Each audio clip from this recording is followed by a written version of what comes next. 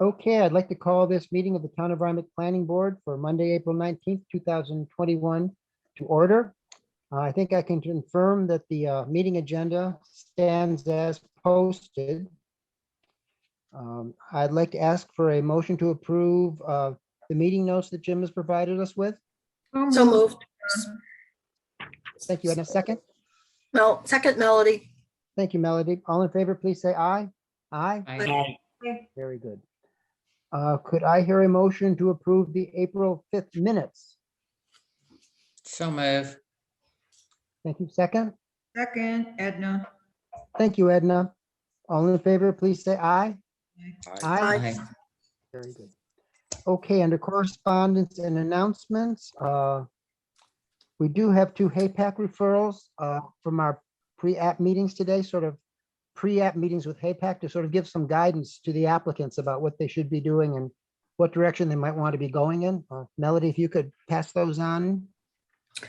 Sure. The first one is on Russell Avenue in Rhinecliff, is the property of Goldman and Eilenberg. It is a new single-family home that's being proposed on a vacant lot. It is, however, in the National Historic Landmark District.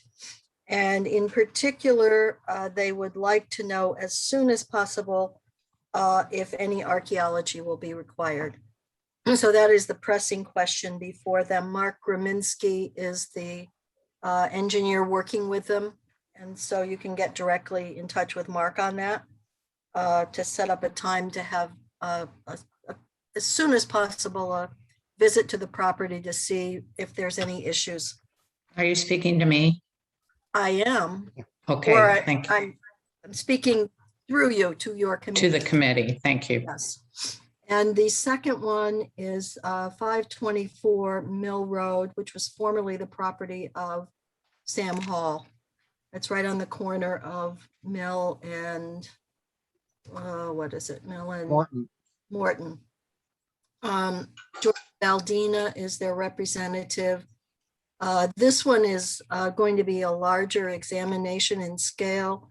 The house itself dates to the 1770s, and there have been barn renovations there, but they would like to have a sit down with HAPAC as early as possible to discuss all the things that they're thinking about before they go too much further. And in the referral, you'll indicate who the owners are again, please. The owner is Christopher Hines, and Jordan Valdina is their representative. Gretchen can probably get to you the contact telephone numbers for Jordan. Yes, I can do that. And that's the two of them. Okay, thank you, Melody. You're welcome. I think we still have a couple of minutes. Possibly we could look at the Dells Roadside referral to us about the sign. At an earlier meeting in February, we recommended that the ZBA approve the variances required for the sign. What has now come before us is a desire by the applicant for the sign to include an open or a closed, a little open or closed sign underneath the identity sign. And so that you know whether it's open or closed. And so we do have a resolution here that has been provided for us. Basically, the Town of Rhinebeck Planning Board, upon referral by the zoning administrator of an application by Dells Roadside for a sign at 6780 Albany Post Road in the CBS zoning district. I guess the number of things on finds the sign design. Does anyone have a problem with the open closed sign being placed underneath the main identity sign? I don't have a Okay, I'll problem. take that as a no. Hello.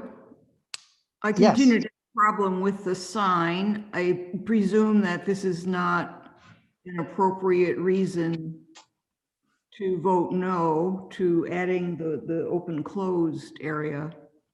I'm not quite sure how to vote on this because I continue to have a big problem with the sign.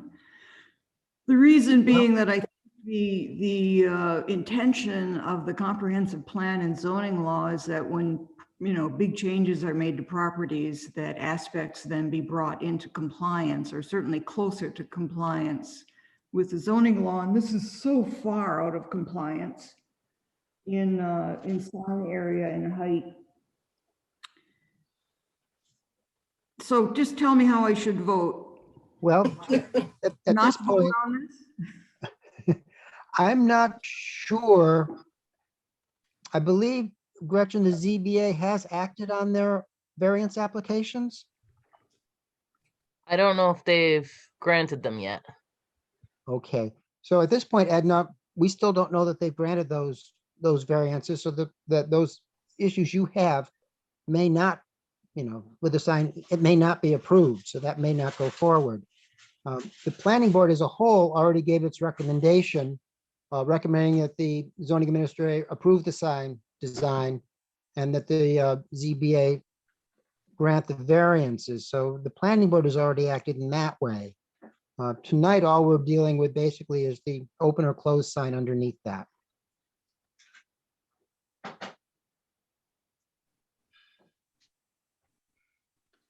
Does that sort of help you answer your question at all? Well, I don't want to convey that I approve the sign by voting yes on this aspect of it. So maybe I should just withhold my vote on this. Whatever you're most comfortable with, absolutely. The next bit we have in the resolution is regarding the noted variances in the zoning administrator's determination letter. Well, the planning board, does anyone other than Edna, anyone else also agree with her that they feel that the variance should not be granted? The three variances listed for the area variance for sign area, sign height, and front yard setback. Okay, so I guess the planning board stands by its earlier recommendations on those variances to the zoning board of appeals. And finally, recommends that the zoning administrator, I believe, I think meaning the zoning board of appeals grant the variance and contact New York State DOT Region 8 to ensure they don't have any concerns related to the road right of way or a roadside structure in proximity to Route 9. So basically, we'd be recommending that we do not have a problem with the open and closed sign. We're not referring to the sign itself, the identity sign, but just the open and closed sign. Is everyone comfortable with that sort of depiction of the resolution? For which I will then ask for a motion to approve. So Could moved. I hear a motion to approve? So moved. Melody? Yes. Thank you. Second. Second? Second. Thank you, Sean. Any further discussion? All in favor, please say aye. Aye. Aye. Any opposed? And one abstention, Edna? Yeah, that'll be fine. Thanks. Okay, thank you. Okay, I think we're ready for our first public hearing. It's got to be at least 6:35. Our first public hearing is Kathy Marriott, 2628 Bolenbecker Road, site plan and special use permit. Hello, it's Jordan Valdina from Synergy Design representing this application. Take it away, Jordan. Okay, so here we have another one of the legacies of the past of pre-existing nonconformities and not getting approvals for things. So my understanding, and I came in kind of after the fact, so you might be informing me of some things. This existing one-bedroom guest house needs septic approval, okay? We don't have that yet. We are locating the existing components. It's actually been connected to the septic prior to the current ownership. And so we need to document that, apply to the Department of Health and get that approved. So everything is resting on that, I understand.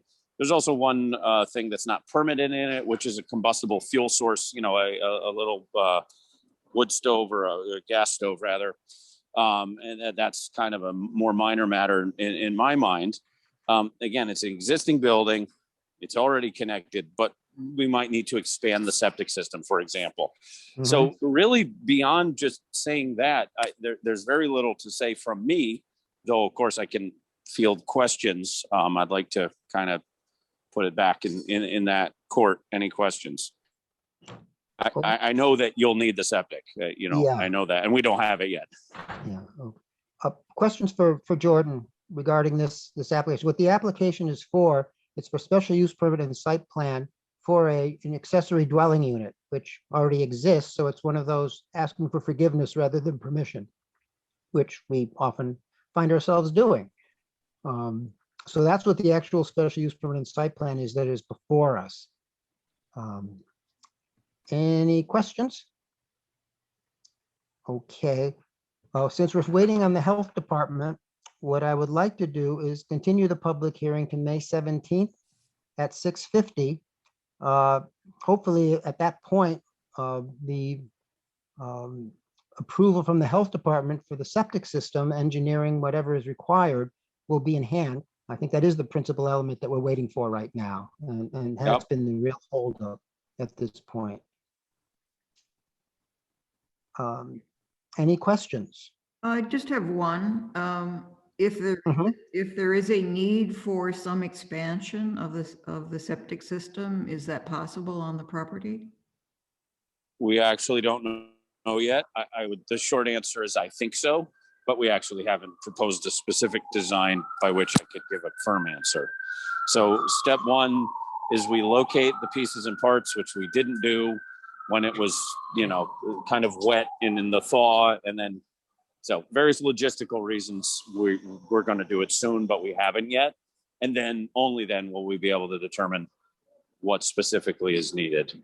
Again, it's not worth much, but I'm saying I think so. I think we'll be able to fit it just fine. But actually it's to be determined. And so this will take some time. Yes, definitely. The final approval will take some time unless we get lucky and it's already big enough, which is possible. Sometimes contractors will make a remedial or an alteration that's actually meets modern standards. It's possible. I'd give it a 50-50 in my estimation, again, for whatever that's worth, but it will take some time in either regard.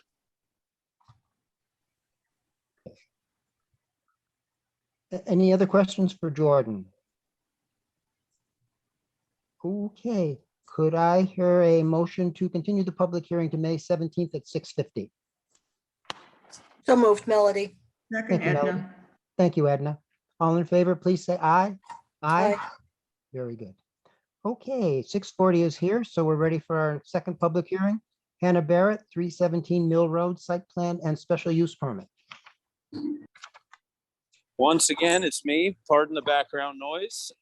Jordan Valdina from Synergy Design Architecture to represent this project. This one is a proposed accessory dwelling. Also, there will be need for a septic hookup, but it will be much simpler because there's no proposed increase to the demands on the septic system because this accessory structure is not an accessory dwelling. It's a workshop space to serve the occupants of the primary dwelling. While they are proposing a sink in it, that's it. Again, non-habitable, single story, 24 foot by 26 foot. And it will connect simply to the existing septic tank. However, we'll still need to submit plans to the Department of Health and they will have to approve it. But there is every reason to believe that, and I have discussed this with the Department of Health, that does not qualify as an official anything, but that this is categorically not an increase to the demands on the septic system. So it's just about how do you physically connect to the existing system. That's on the Department of Health side. And then aside from that, it's the actual proposed structure itself before the planning board and the use of this accessory structure. Okay. Is it fair to say that a couple of variances, area variances are also required for this to go forward? This was a matter of confusion for me because it appeared there was a letter that said they don't need that. When I got involved mid application when they realized the value of a professional consultant who has experience in these things and brought me on board. So please just tell me what we need to do going forward. What I saw was to my surprise, apparently nothing was needed, but sounds like that might have updated. Yeah. So Michael, this is Jim. I can speak to that quickly if you want. Yeah, thank you, Jim. Sure. So Jordan, what happened? Your client got a variance, I believe, from the ZBA for the side yard setback, which was indicated initially in the initial application that went in. But as was noted in my memo from the first time we were in for this, there was no indication of what the front and rear setbacks distances were from the shed to the property lines. And we noted that needed to be shown so we could make sure that the variances weren't necessary. I was pretty sure they were, but it's impossible to scale out a digital image on a screen with a ruler without having a scale bar, and I didn't have one. So what happened is the plans you submitted do have those dimensions on there, and as such, yes. I believe you now need those variances. So you have the side yard, which we knew from the very beginning would be necessary, but now with that additional information, I'm pretty certain you need the other two for the front and rear. Okay, so I'd like to erase those numbers from the, no, I'm kidding. Okay, understood. Well, they're there now, so no erasing. That's too late. No, I understand. Okay, yeah, trying to get a picture as I come in sometimes is a little tricky. I gather everything I can, but thank you for that clarification. I understand. Yep. Okay. Jim, this came in as an application for a shed, but then once we had a site visit, we realized that it will have electricity, heat, air conditioning, water, and be used to produce and store artwork. So it's actually an artist studio, not a shed. The reason I avoid studio, of course, is the dual meaning of the word studio, but you're right. It's an artist studio as in a studio workshop, not as in a open one bedroom use. You know, that's why I consciously avoid that word. But yes, I agree. It's an artist studio. Yeah. And there will And just be a workshop. sink, just a sink in there. There'll be no Right. toilet, no shower. Correct. facilities, nothing like that. Right. Just one sink. Yeah. Michael, do we need a wetland permit since there's a stream that's bordering two sides of the property here? I don't believe from what we had seen earlier that it would be within the buffer for the stream from what we had seen earlier. Oh, I think you clearly are, aren't you? What's the distance? Are you referring to this, oh wait, to the stream, to the, let me see. There's- On the plan that Jim is showing at the bottom, at the south side of the property? Yeah, there's a stream there and there's a stream on the west. Okay, and how far, you did the site visit, didn't you? Yes. I tagged along barely, Okay. barely. In your judgment, how far from the property would the stream be? And if indeed it does appear that it was within 100 feet of the property, I think we would have to ask the applicant to document The that stream. stream borders the property. The question borders it. is the artist studio within 100 feet of the stream? The stream is right next to the property line on the south and the west. Okay, then that would require either a wetland permit or a permit under the water resource overlay for working within 100 feet of a stream. Jordan, Well, have you that's just- looked? Isn't that just something, now that Jordan's on the case here, as it were, perhaps he can verify those distances? Yes, I can. Okay. I have not, however, because of, again, my orientation to the project thus far, I did not see that had come up. Also, somewhat to my surprise, but so it was with the zoning, and I went, okay. So I didn't understand the full picture. Yes, but I absolutely can verify that distance. Okay, and then with that, we can go from there in terms of if a wetland and or WRO permit is required. Since the other two variances will need to be applied for, that's generally a 3-month process, since the ZBA meets once a month and has sort of a 3-step process to get to a resolution of approval. Mm-hmm.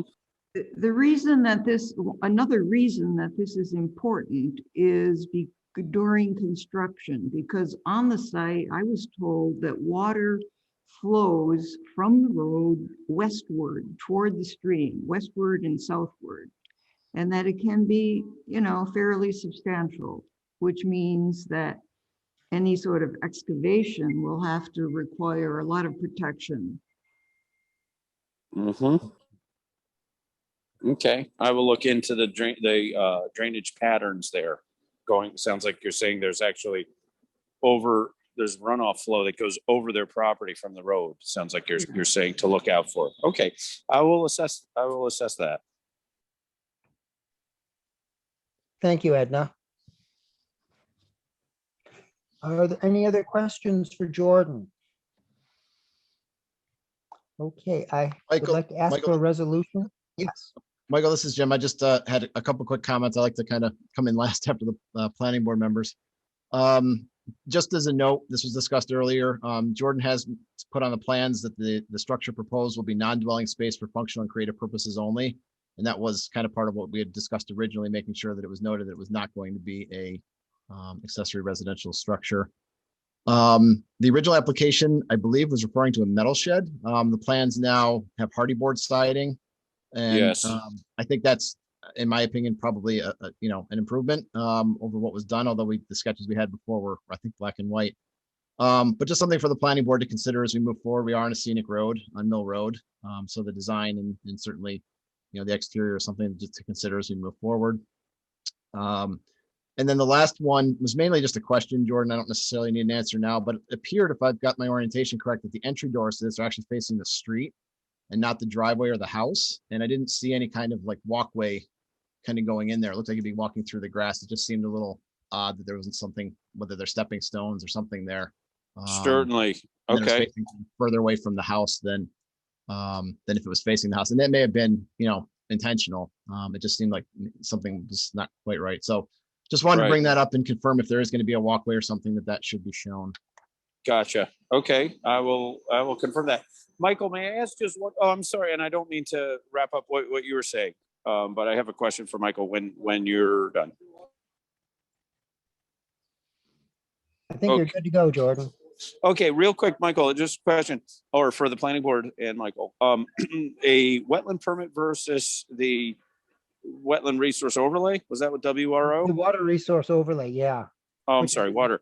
which is in the zoning law, yeah. Right. Is it one application regardless of the potential presence of both, which so it would seem? Or Well, it's- is there, yeah, Yeah, it's one or the other, and it's been a problem. The thing that really created confusion is all streams, all bodies of water. The Army Corps of Engineers has decided to list them all as wetlands. right. And prior to this, streams we treated as streams and wetlands as wetlands. So it's been a Yeah. problem. We're trying to develop guidelines of how to go about determining what's the best way to do this. The water resource overlay generally offers more protection specific for streams in the riparian area around streams than the wetland permit does. But the I see. wetland permit also is a little more vigorous process of review and a little, and in its own way, can be more protective of other aspects of a water resource. So it's one or the other. You don't do both. It's one or the other. They both Okay. basically undergo the same sort of review and basically have the same result, either, an approval or a disapproval. So Right. the key is to know what is there, Okay. so that we know what best to do. And I guess the other thing Understood. I wanted to mention is that since this is a scenic road, Mill Road, we really will need, and since it's changed what's been originally submitted to us from an aesthetic standpoint, we will need elevations of the structure. Yes. Since it is on a scenic road, so we will need to see that. Understood. Okay. Yeah, you should have those in your plan set in black and white, two-dimensional architectural representation, at least. But Yeah, I see it here. Jim yeah. has it up right now. Okay. Okay. Yep. Okay. So yeah. it was just it's a consideration for the planning board since the original proposal has changed in terms of the exterior, we're on a scenic road. So there might be some questions Yeah. about color and things like that, just as an FYI. But yes, these are the elevations, which are helpful in understanding what's going on. Okay, yeah, it's now proposed to be a wood structure in terms of its actual construction, for whatever that's worth. That's on the inside, but covered, of course, in sheetrock, and then the outside, as you said, with hardy board. And any landscaping or lighting also would probably be good to have on the site plan. Absolutely. Okay, will do. I think that's all I've got. Does anyone else have any questions or suggestions? Okay, hearing none. Could I hear a motion to continue this public hearing to May 17th at 6:55? So moved, Elise. Thanks, Delise. Second, Melody. Thank you.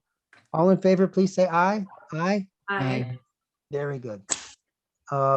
Our next public hearing is KPH2 Management, T Court and Brindle Valley Master Plan Application. Good evening, everyone. I'm Howard Williams with Hollander Design, representing the applicant.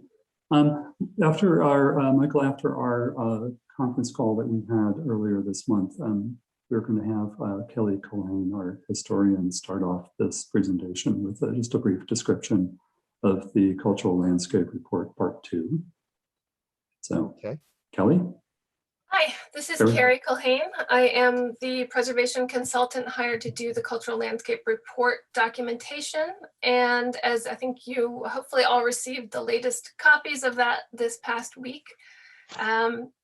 Over the course of this past year, this has been shown that the site actually retains a huge amount of integrity. So the 3 parcels that we're talking about today, which constitute this master plan, are part of the larger Ferncliff estate, which was the Astor's estate. And it is, since the 1990s, has been part of the National Historic Landmark District.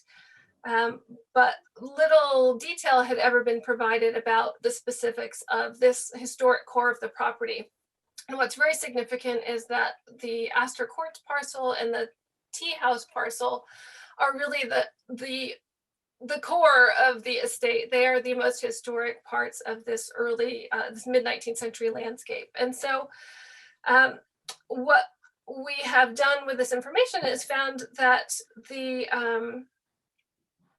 sort of identified the most critical, important features that need to be recognized and preserved. And so we found that this original spatial organization is still legible. Some views are still legible. The central park, which Howard is now showing it's now visible in this aerial. If you look at sort of the, it's actually the west, but on this, it's the top of this. Yeah, thank you. So many of the early and descendant tree plantings are still legible.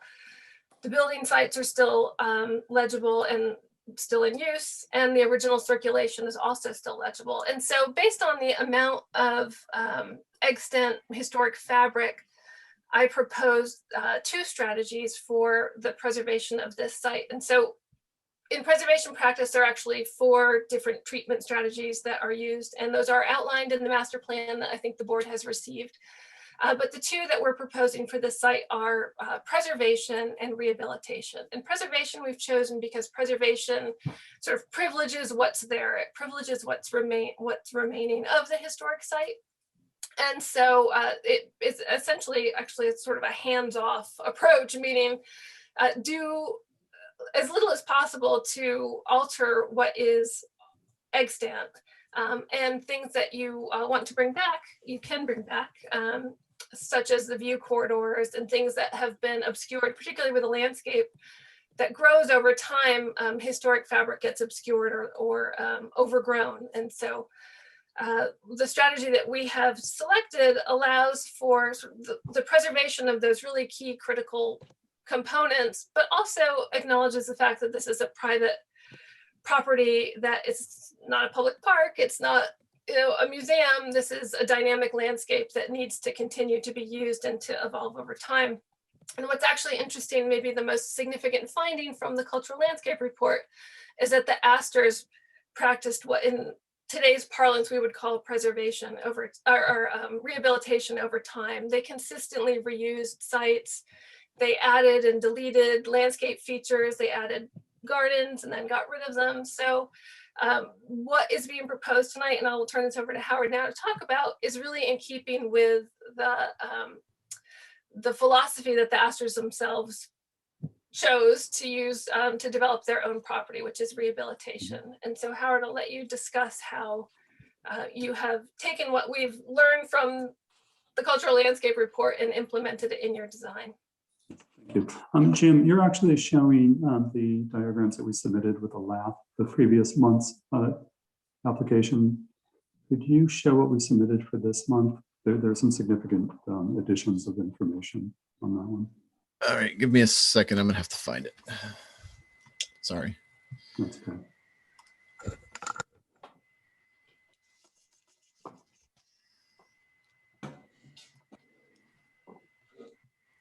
While he's doing that, this diagram that you're seeing right here is the first page of that with a little what he's looking for with a little bit more information on it.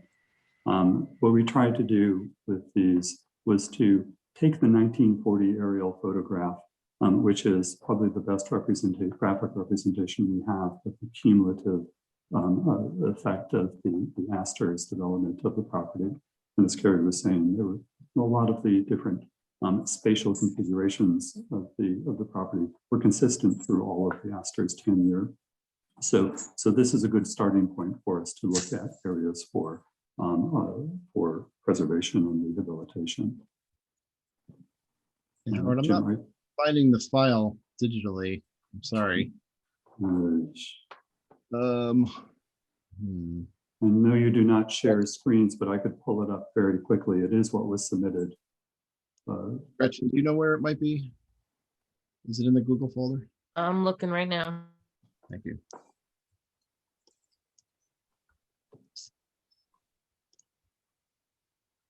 Sorry for the technical difficulty.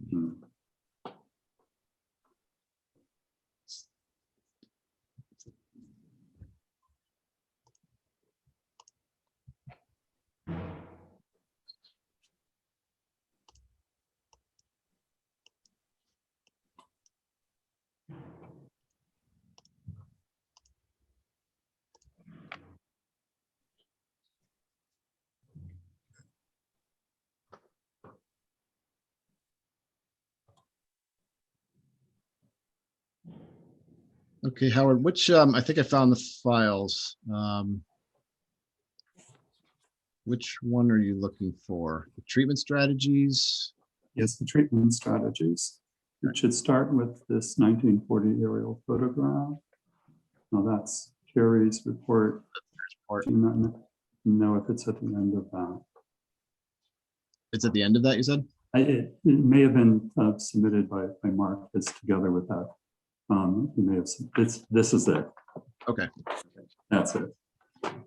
Okay, so this is taking that 19 aerial photograph, and in the green we're outlining what is the edge of what we're calling the park. It's the central historic core of the property, and you can see that it was quite extensive at that time. The letter B there is the original Ferncliff Mansion House, which was destroyed in the late 1940s, and C is the existing Astor Courts pavilion. You can go to the next image.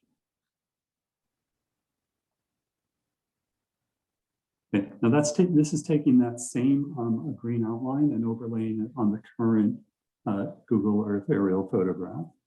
And you can see from this that there are some differences. We have the encroachment of trees in a number of areas, and then we also have what clearly has been the removal of trees, the loss of trees during that time.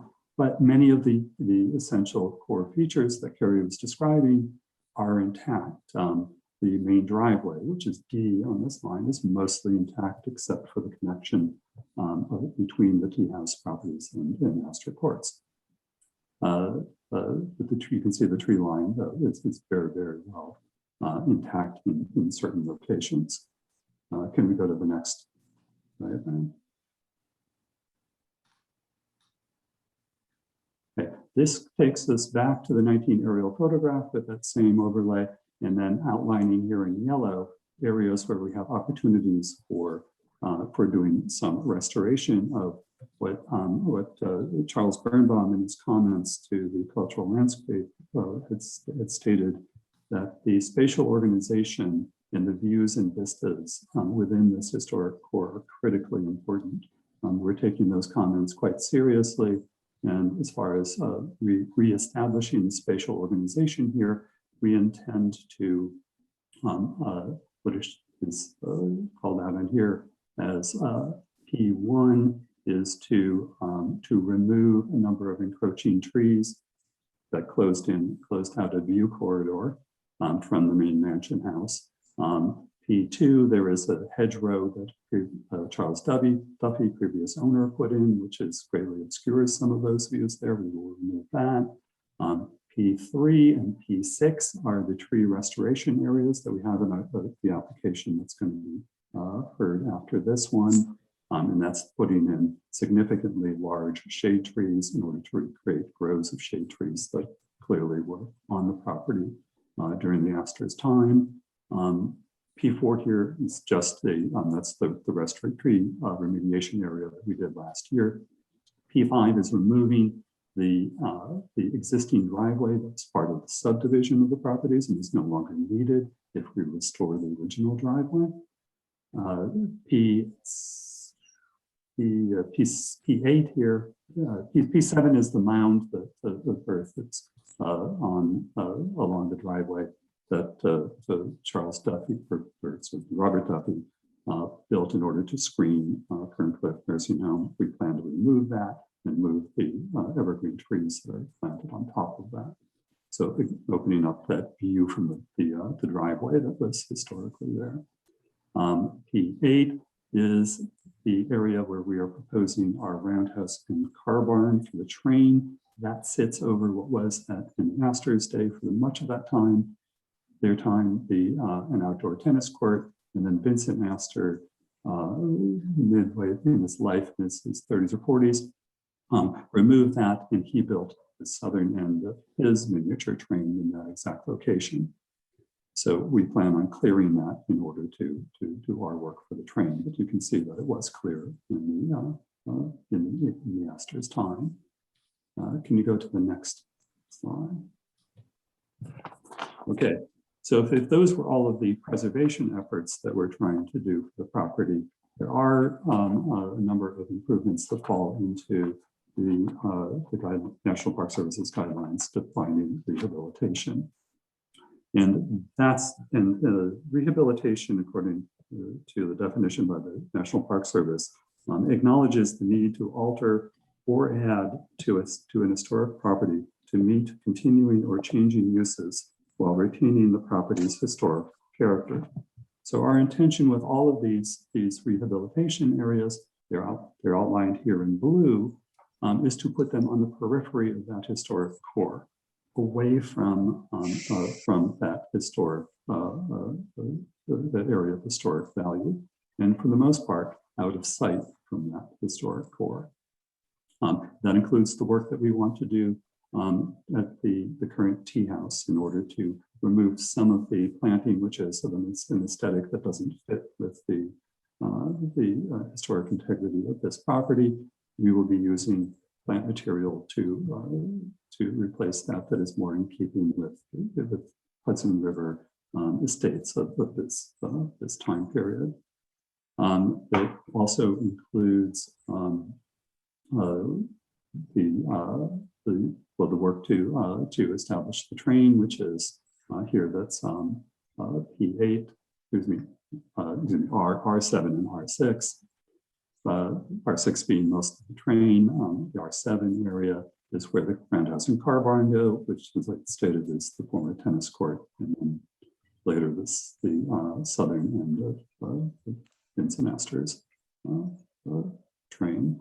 Our train, Vincent Astor's train, as I think I said in some of the previous presentations, ran much further north, but you can see that where the coloring of the tree line in this diagram, where it goes from dark to a lighter color, that is our property line. So anywhere north of this area is actually on our neighbors, our adjacent neighbor's property. She has been kind enough to grant us an easement for a portion of that train over into her property. And you can see that looping around in blue in that area. The rest of the train, instead of going north, goes east and west over the area that we do own. So that's the reason for a different configuration of train than what Vincent Astor had. We're also showing 2 mazes over in R4 behind Astor Courts. There's an expansion of the service area, which is, I believe that's in the middle there. I'm having trouble reading my own diagram in here. But anyway, the expansion of the service area up against the Ferncliff property line, yes, that area right there, where there's an existing service building. So it's just an expansion of existing. Over on the Brindlebrook property, there are just 2 relatively small changes.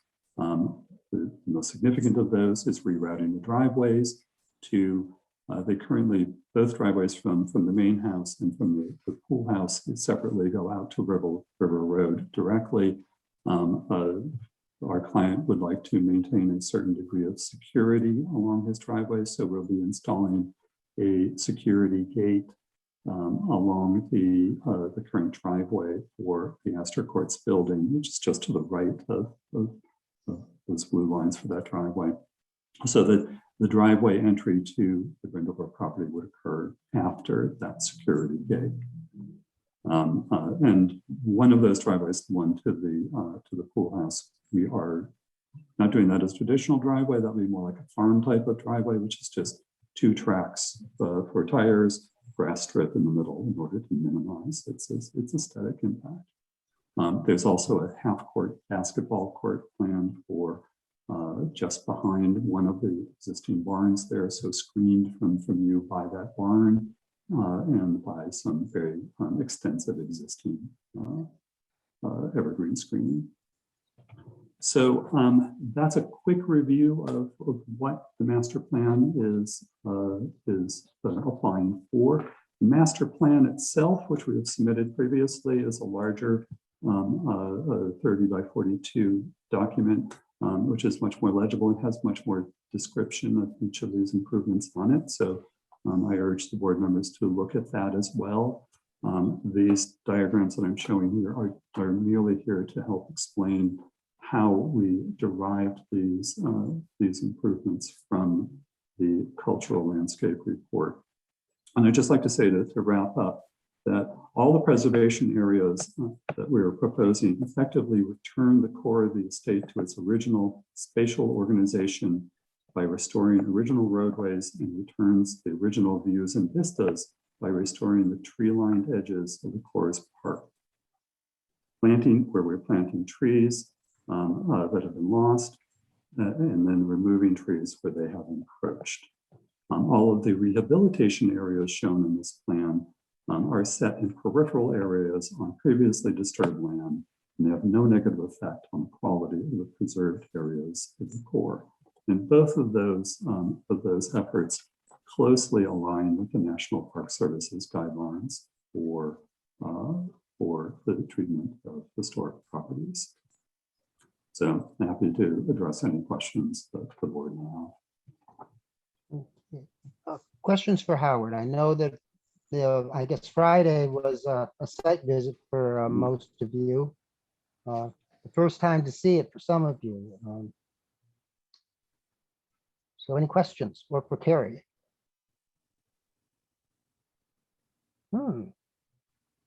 Okay. Michael, this is Jim. I have a couple comments if no one else has anything, at least at the moment.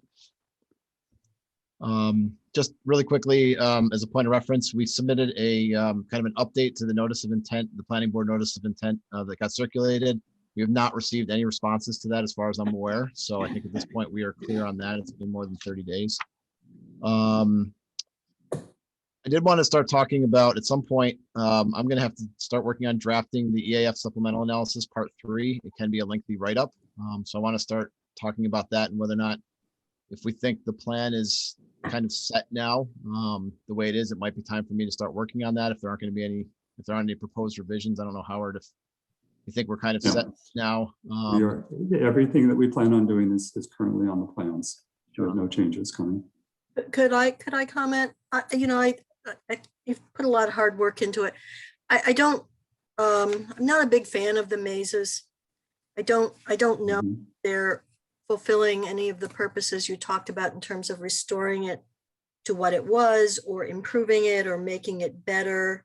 I don't think anything like that was Mhm. originally part of the Astor's core estate, if at all. And I guess I would ask you to reconsider that. Yeah. Make Okay. one statement that we're actually not proposing restoration, and I want to be really clear that we're proposing a preservation strategy, which means respecting what is there, and in some cases applying restoration strategies in a targeted manner to bring back things like views that have been lost. Mhm. But a rehabilitation strategy does allow for new uses that are compatible with the historic. And given the fact that the Astors themselves over time have added and subtracted formal gardens, geometric gardens, even they had a parterre. It's not out of character. It's not historic, and it's not intended to be historic, but it doesn't conflict with the historic character of the property, in my opinion. I accept your opinion and I know where you're coming from. It's not a feature that I find attractive or appealing. And I'm just voicing my opinion on that.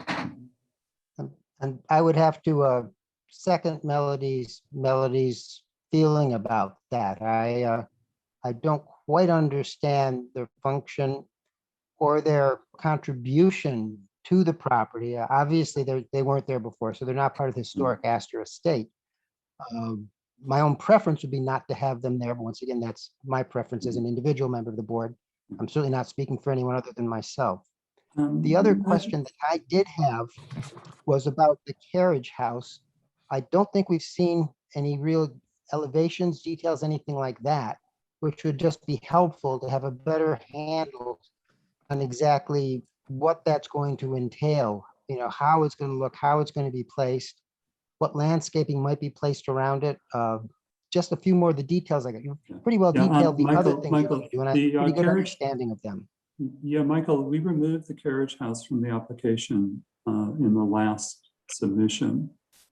That's not on the table anymore. Would we be approving the location as you've detailed it?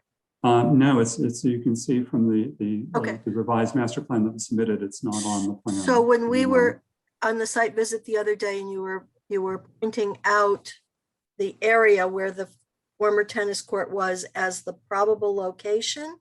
The former tennis court is the location for the roundhouse in Car Barn. They service the train. Okay, And you have received the drawings for both of those. Okay. So those are separate structures.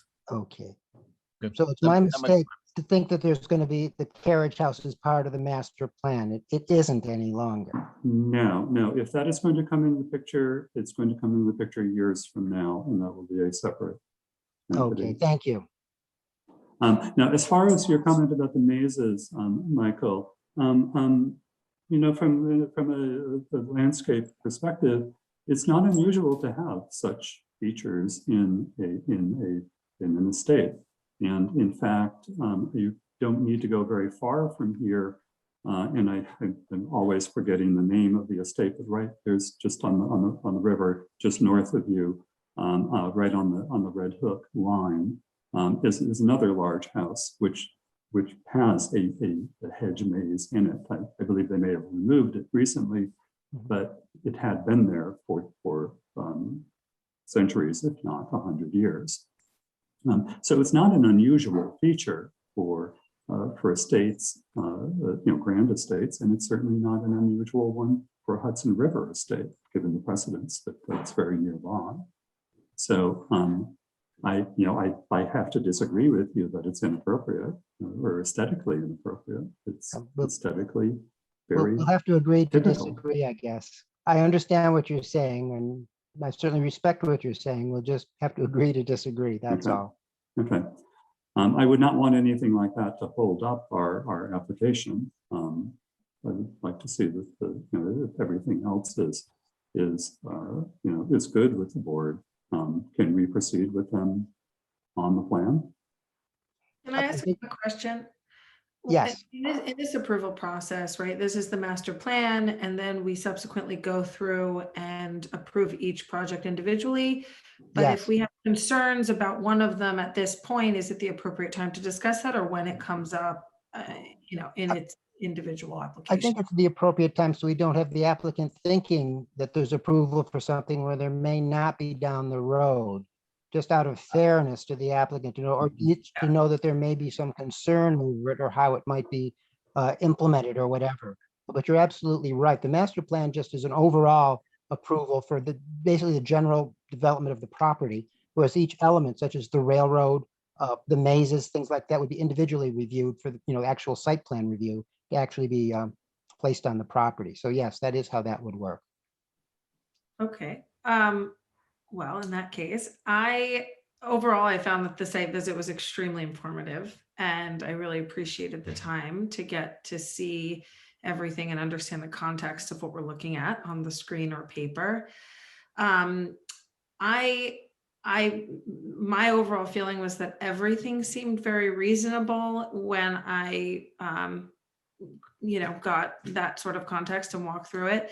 I think the only question that I would like to discuss a little bit more is the scale of the train. It seems so much bigger than what was originally there. And I very much understand the concept of putting it back because it was there. It's just so much bigger. So I'm a little on the fence about that, but most of everything else was discussed, seemed more reasonable.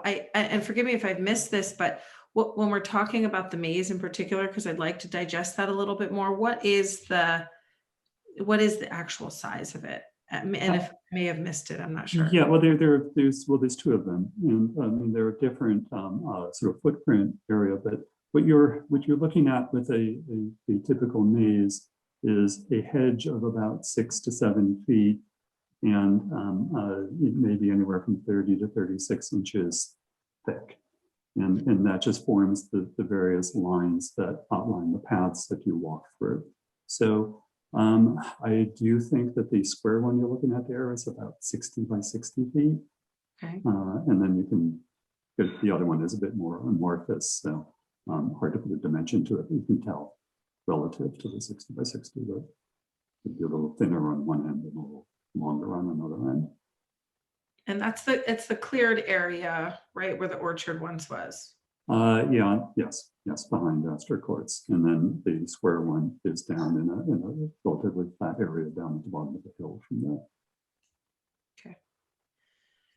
Regarding your comments about the train, yes, it is longer than Vincent's train. Vincent built his train, when he was in his 40s, and he frankly did not live much longer after that.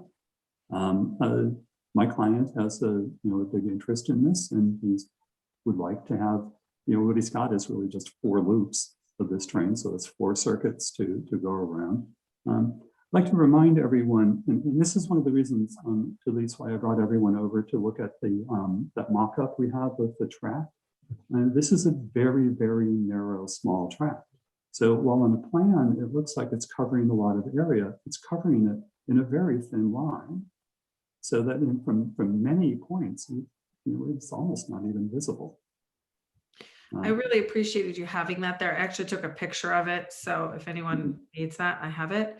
I'd love to hear what other planning board members feel. I just like my gut reaction is when it's on the ground, its impact, its visual impact, it feels very minimal. The fact that the trestles are 25 feet in the air is where I start to get that there's like this much larger scale, and then it's much bigger. But I understand why it has to be there. Well, and one of the reasons, and we know that they have a, the trestles, of course, have a visual impact, and we're sensitive to that. we've been working very, very hard to make the size of the members that form the steel members very thin.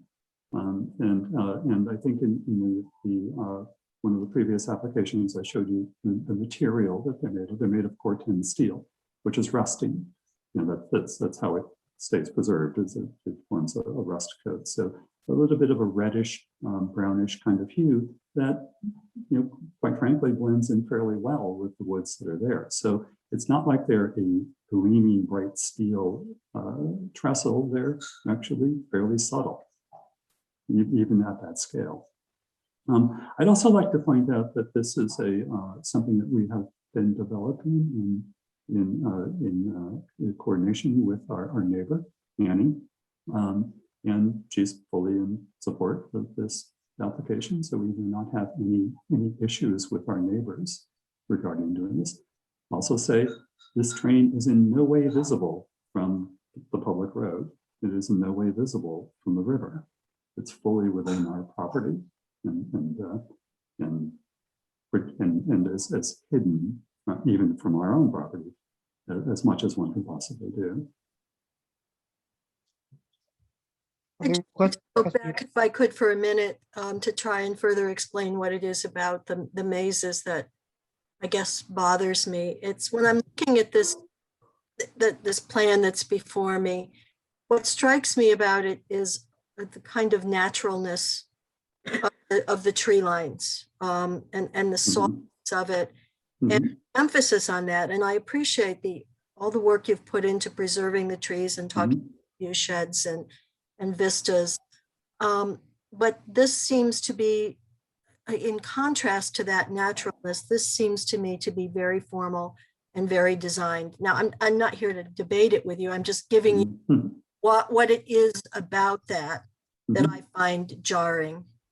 It loses the sort of softness and irregular nature of everything that is creating that long view and everything about that long view that's important. So that's just my impression. Okay, understood. That's one reason why we put them behind the Astor Courts, so that they were out. They actually are not visible from that. Yeah, and I just think that interrupts the naturalness behind the house. So that's just, you know, that's what I'm reacting to.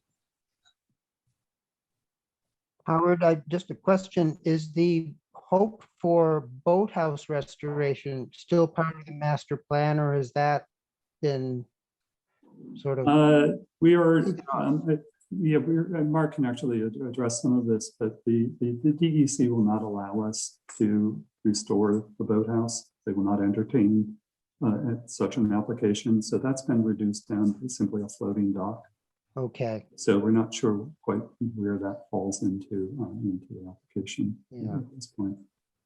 So do you think, Howard, that this is the extent of the master plan for the very foreseeable future, or would additional land acquisition change any part of this master plan? No, additional land acquisition. Actually, to be quite honest, I think we have reached the limit, pushing against our neighbors for what's possible. So I don't see any land acquisition affecting this plan at all. Thank you. Howard, I have one quick question regarding the access to Brindlewood. I believe it's Brindlebrook. Are we looking to cover or kind of mirror those two walls, that opening together? Could you? I'm sorry. Off the River Road, the current driveway. Are we looking to? I know we talked about shutting down that access for security reasons. Can you let me know what you plan on? How you plan on closing the current rock wall? The stone wall there, actually, we would just, I think you may have seen when you were going there for the site visit, that we're actually currently undergoing the restoration of that wall, beginning on the southern end and moving across. The goal would be to fill in the two openings that are there currently, and then when we come back with a more specific application for that gate area, probably do some modification of the cut in the wall that's there for the current driveway, the current Master Courts driveway.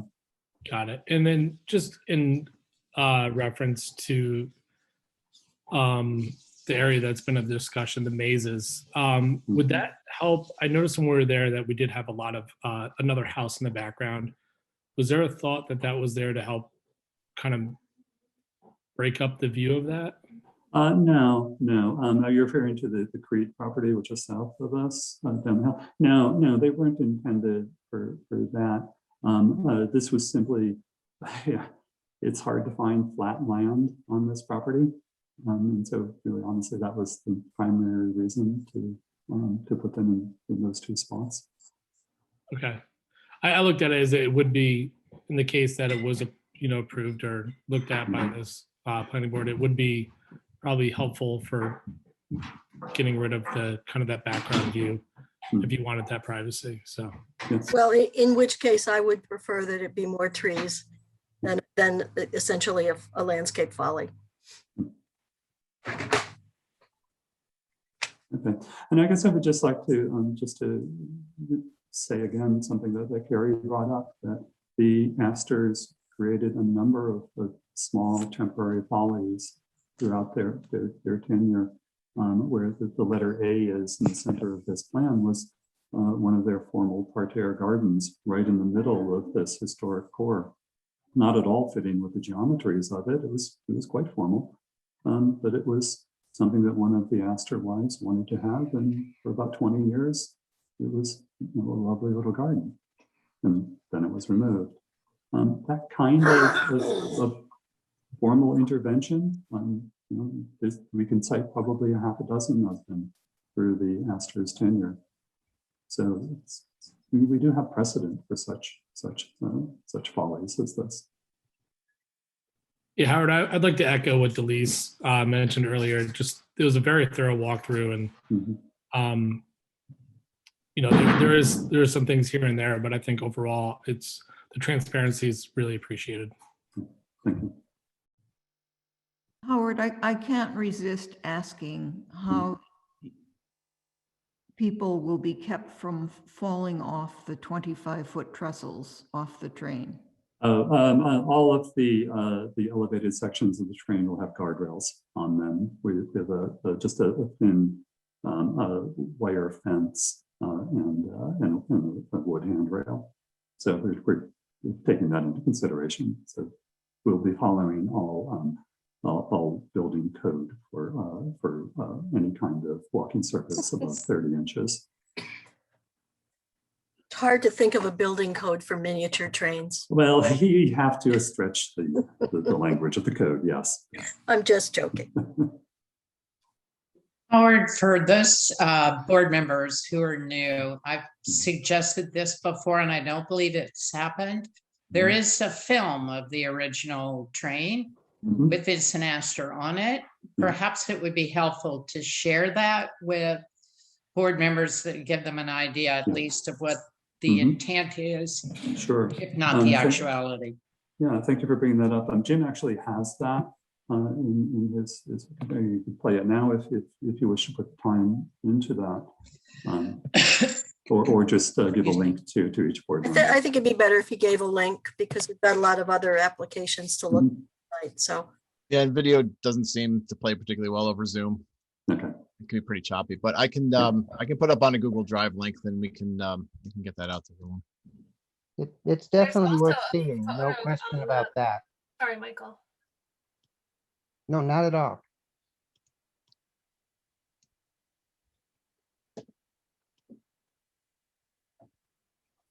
This is Other Carrie. I was questions just or going to say that comments? there's a page 118 of the cultural landscape report. There's actually a 4-image spread of the historic train in action, which gives you a sense of scale. Thank you, Carrie. I'd also should mention that I think yesterday was the first time that HAPAC had really seen the property, gone through it, had the whole project explained to them.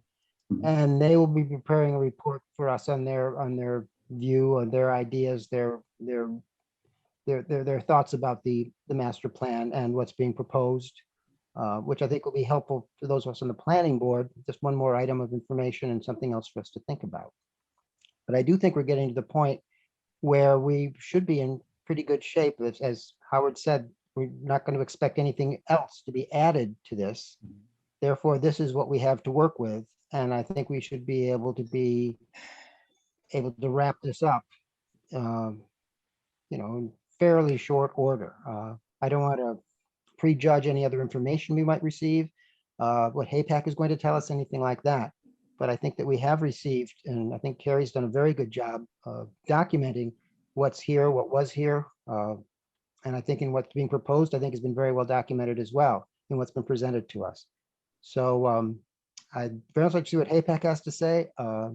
Other planning board members have their thoughts, put them together so that we can hopefully in a near future meeting wrap up the master plan portion of our review of this property, this applicant's proposals for what they wish to do with the property. Are Has there the any other master questions plan or gone, comments for- has the master plan sorry. gone to SHPO? I believe so, yes. Mark could confirm, but through the NOI, I believe all that information was forwarded, and I believe the update provided updated information. I don't know, Mark, if you're on, if you can confirm exactly what was sent. I'm pretty sure that. Sorry, I was muted. Yes, Yep. Jim, it was the list you provided, and I UPS documents to all parties of the NOI initially, and then with the revision, I did the same. Do you know when that was, Mark? When the resubmittal went out or the initial? The resubmittal. So I have I just actually happen to have the UPS copies here. Let me find the date. There's Friday, February 12th.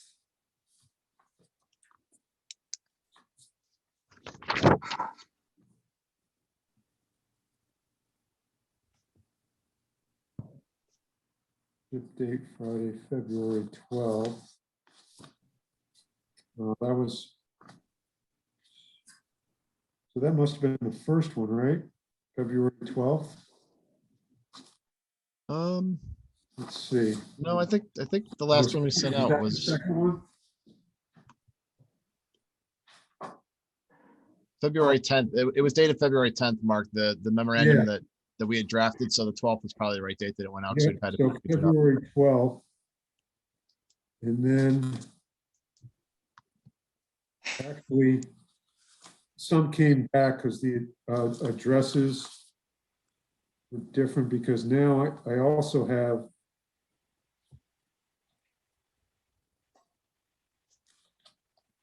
was that addendum pretty quick? Was it?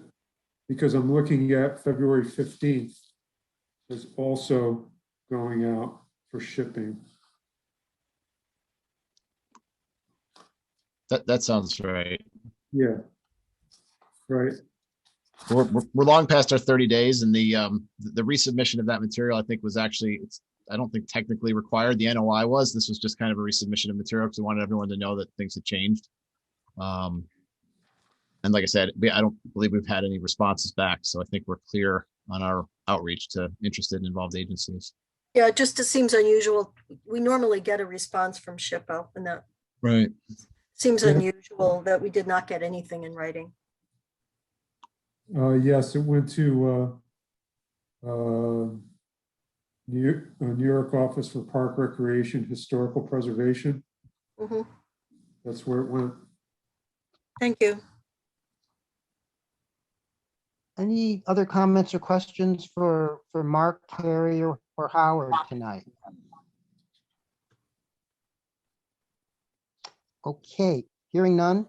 I'd like to continue our public hearing, and hopefully we'll have HAPAC's comments to us and anything else that comes along at that point. We can hopefully take that all into consideration and move along. We will be continuing this to May 17th at 7 p.m. Could I hear a motion to do so? So moved, Melody. Second, Edna. Thank you, Edna. All in favor, please say aye. Aye. Very good. And Mark, Howard, Carrie, if you have any questions for us in the interim, please let us know. If there's any other information you all have that you think might be helpful to us, please don't hesitate to send it along. Okay, we have one more public hearing tonight.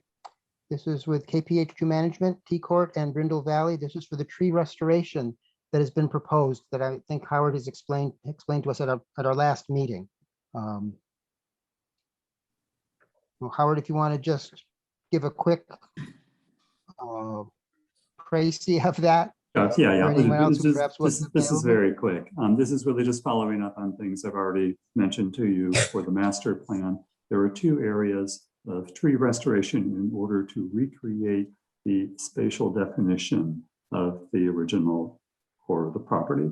In this particular view, this is the main driveway approach to the core of the estate, which originally had a very extensive alley of trees on both sides, very loosely planted, multiple shade trees of maples, oaks, tulip trees, and catalpas. So we know those species from a 1906 plan of the area around the mansion house, in which that survey actually gives names of every type of tree that was planted at that time in 1906. So we're using the same species, some changes because of availability of varieties within nursery stock today, but it's generally in keeping with that historic precedent. In this particular section of the tree restoration involves removing a berm that was planted, just south of the road in that area that was put in by previous owner Robert Duffy in order to put a number of evergreen trees on that to screen his view of the Ferncliff nursing home. We'd like to remove that, move those evergreen trees to our property line with Ferncliff, so further away, opening up views into this portion of the property from the driveway. I'd like to just quickly point out there's a tree pit diagram in there. For those of you who went to the site on Friday's visit, you saw the scale of trees we're putting in. These are 12, 14, 15-inch caliber trees. They are anywhere from 25 to 35 or 40 feet tall. They're significant shade trees.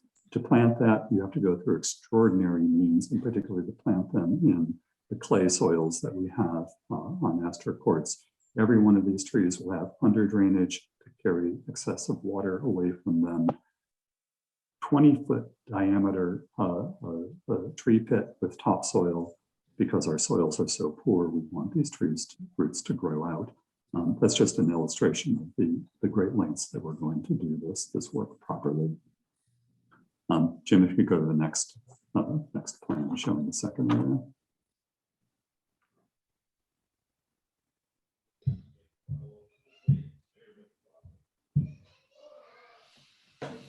Howard, that's the only one that had the additional submission. Is there a plan in the original submission? No, because that was the only one that changed. So the other one would be the original. The original submission. file. Yep, I'll open that right now.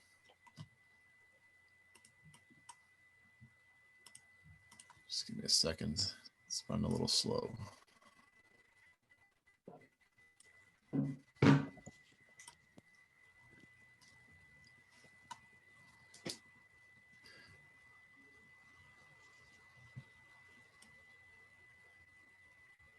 This file has not wanted to work with me in the past.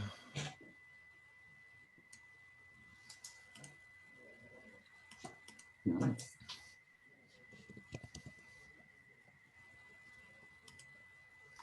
That'll be the next plan down from that one.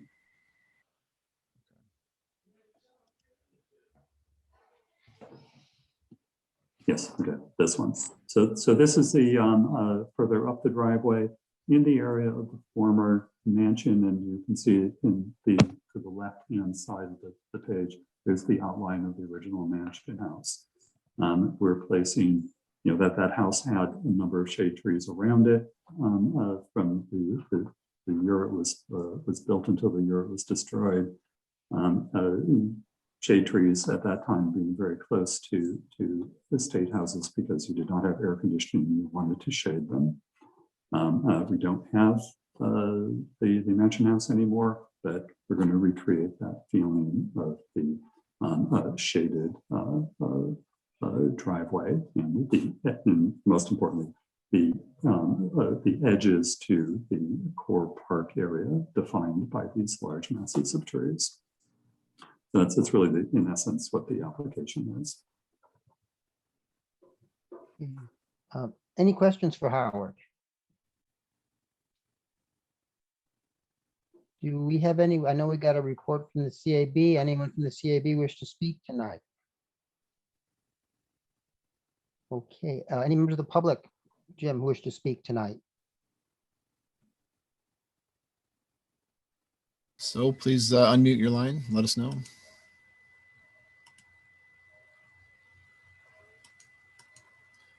Not seeing anyone, Michael. Okay. Could I hear a motion to close the public hearing? So moved, Edna. Thank you. Second? Second, Sean. Thank you, Sean. All in favor, please say aye. Aye. Aye. I have a resolution to read. The Town of Rhinebeck Planning Board hereby acts as follows in the application by T Court LLC KPH2 Management for site plan and special use permit under Town Code Chapter 125, respectively for driveway tree restoration at 189 and 195 River Road within the HP 20 Historic Preservation Zoning District. We have reaffirmed the proposed action as type 2 under seeker based upon review of submitted information, including reports from planning board members and CABWAC members on their site visit to the project property. We find the proposed work is consistent with the objectives and regulations of Chapter 125. With respect to the application for special use permit to authorize work, we find the proposed work and intended use to be consistent with the general standards for special use permits set forth in Town Code 125 and grant the special use permit conditional upon receipt of site plan approval by the planning board. With respect to the application for site plan approval, we find the proposed work and intended use to be consistent with Town Code Chapter 125 and approve the application inclusive of the application materials of Mark R. Grominski dated February 22nd, 2001, and plans by Hollander Design dated February 19th, 2021. We authorize the planning board chair to stamp and sign the above cited site plan upon the applicant's satisfaction of below conditions and requirements within 6 calendar months of the adoption of this resolution. Submission of the above cited site plan in the form and number specified within Town Code Chapter 125, except as be modified to a lesser number by the chair in consideration of filing and distribution requirements, payment of any outstanding fees and or reimbursable amounts due the Town of Rhinebeck related to the review and processing of applications subject to this resolution, and receipt of all approvals, authorizations, or certifications required herein or from any other town, county, state, or other agency as required to undertake the proposed actions. Could I hear a motion to approve, please? So moved, Sean. Thank you, Sean. Second? Second, Delise. Thank you, Delise. Any further discussion? Okay, hearing none, I will poll the board. Sean? Aye. Delise? Aye. Melody? Aye. Edna? Aye. Kathy? I abstain. Joe? Aye. And I vote aye. So 6 in favor, 1 abstention. So as soon as you get me the final site plan with all the necessary stamps and all the good things on it, stamp and sign, you can get the necessary, any permit that you other require. I don't know if you require a building permit for planting trees. I kind of don't think so. I think once this is approved, you can do the plantings. Yeah, I'll drop off the plans tomorrow, Michael. Okay. We would Thank you, like to Mark. start planting tomorrow. I beat Howard to the punch. I will see to it that they're stamped and signed tomorrow. Thank you, Michael. Thank you very much. Very good. Okay. That was our last public hearing. Moving along. We have new applications. Rudy McIntyre, 16 Valley Way, site plan review for a proposed garage.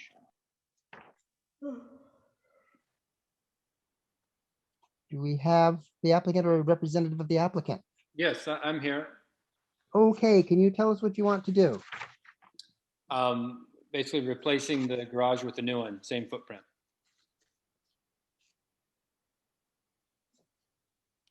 Okay.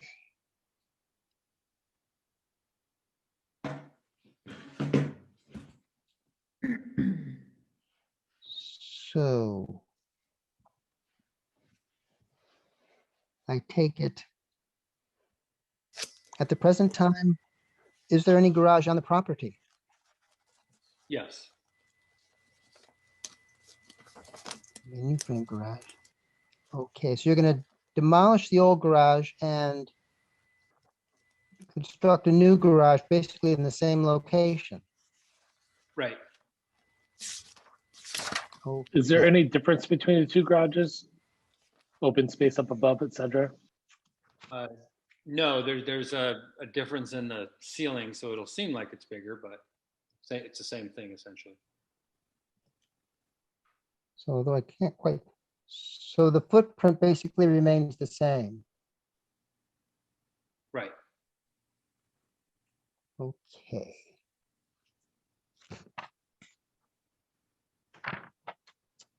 So Michael, any- oh, sorry, go ahead. No, I was gonna say, any questions on your part, Jim? Well, I was just gonna say, this is building back in kind, which seems pretty straightforward, but in looking through the regulations, we are in the Rhinecliff overlay, and the overlay has requirements that state there can't be more than one principal dwelling unit and one subordinate accessory structure. I believe there are 2 accessory structures on the site. The garage is one, which are obviously proposing to rebuild within the existing footprint. And then the other element was that an accessory structure is not permitted to be over 650 square feet. Which I don't know if this one was or not. Let me double check that.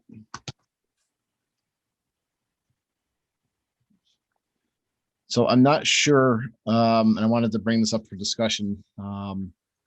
It is building back in kind, but we do have these requirements of the overlay, so I wasn't sure if we need to look into a variance being required or not, since it is part of the RCO.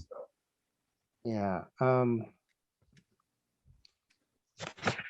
what, let me see.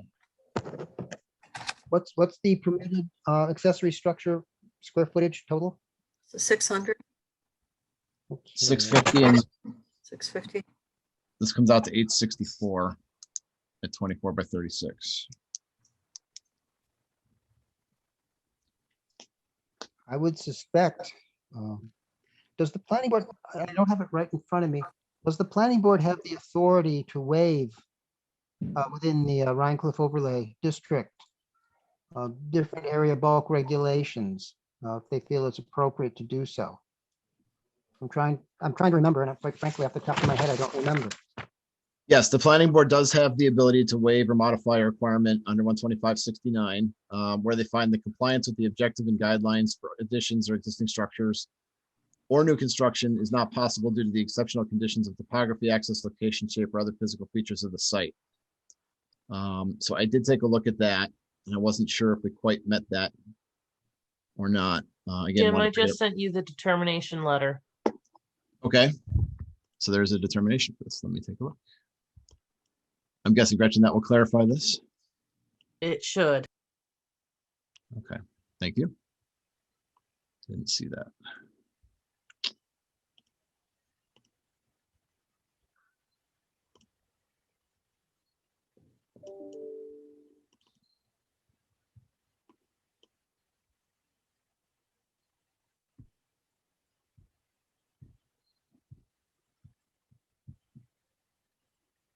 Yep, so Michelle agreed that the planning board can waive requirements.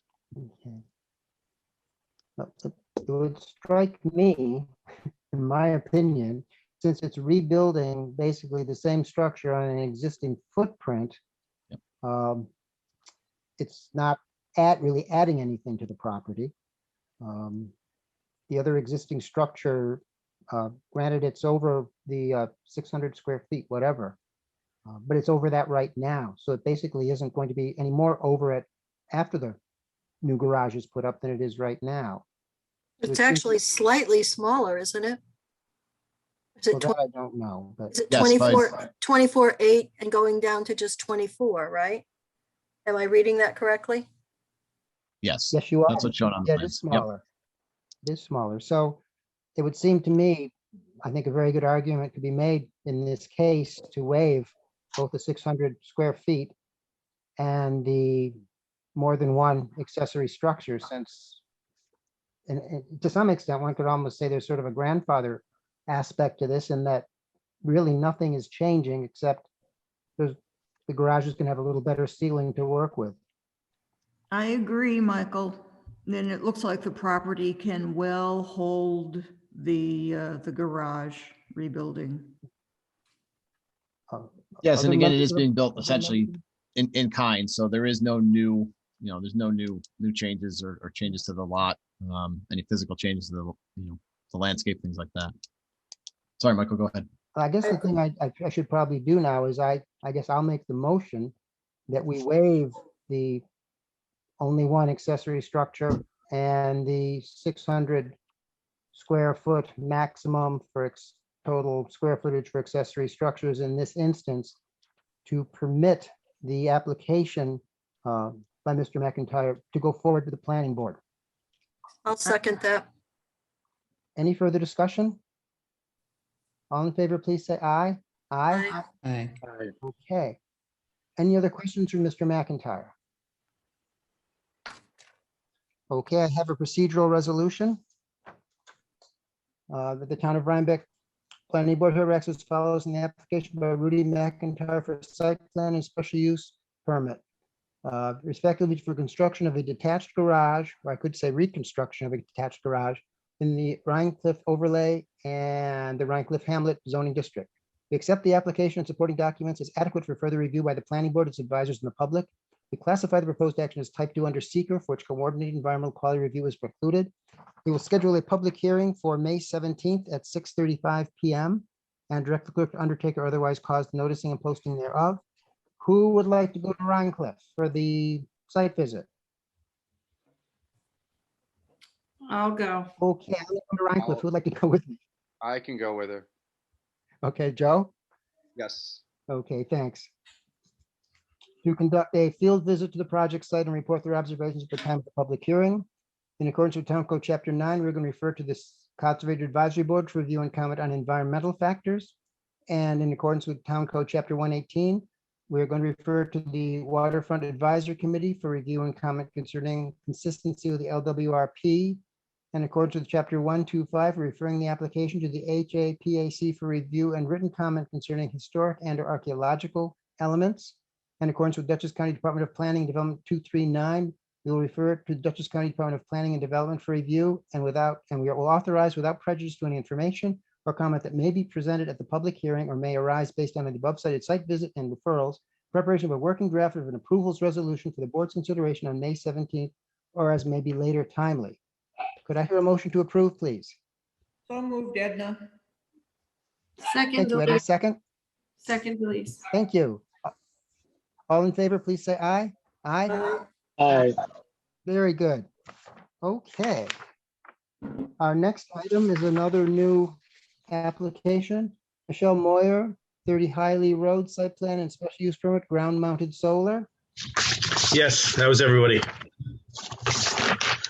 Very good. If you could take us through what's being Sure, my name is Mike Muley. I'm the engineer for the applicant.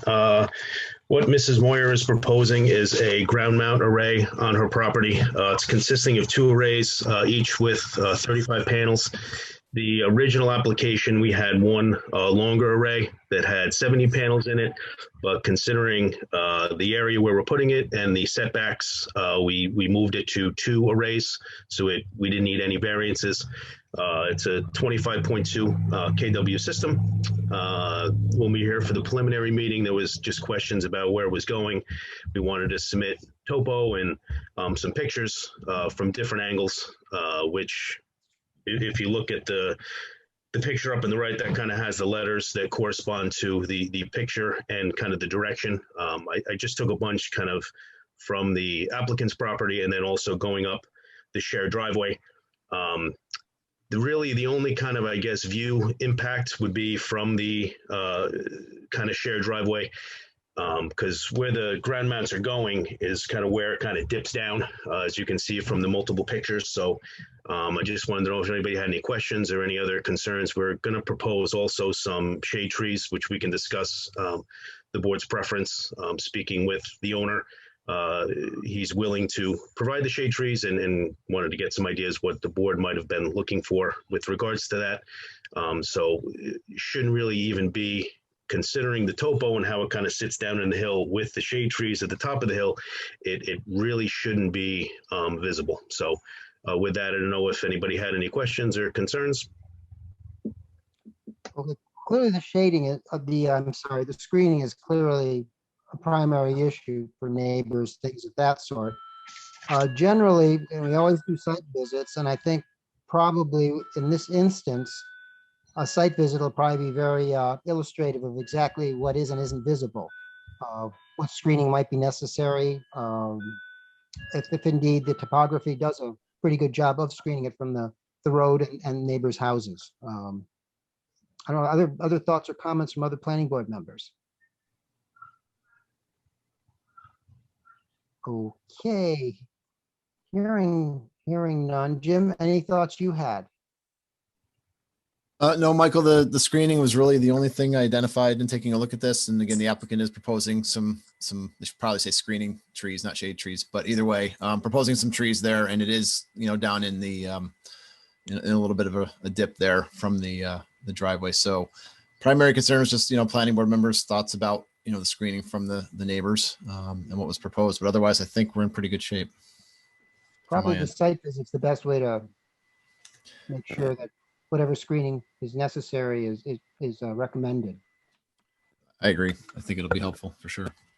Okay. Well, any other comments or questions at the moment? I would just, I Okay, think we could ask the CAB Yes. to make some recommendations as to trees.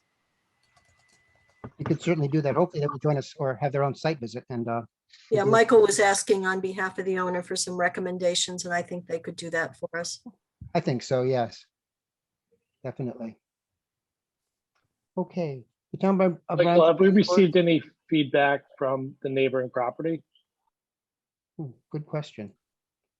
Has the applicant or have you discussed this proposal, this installation with the neighbors?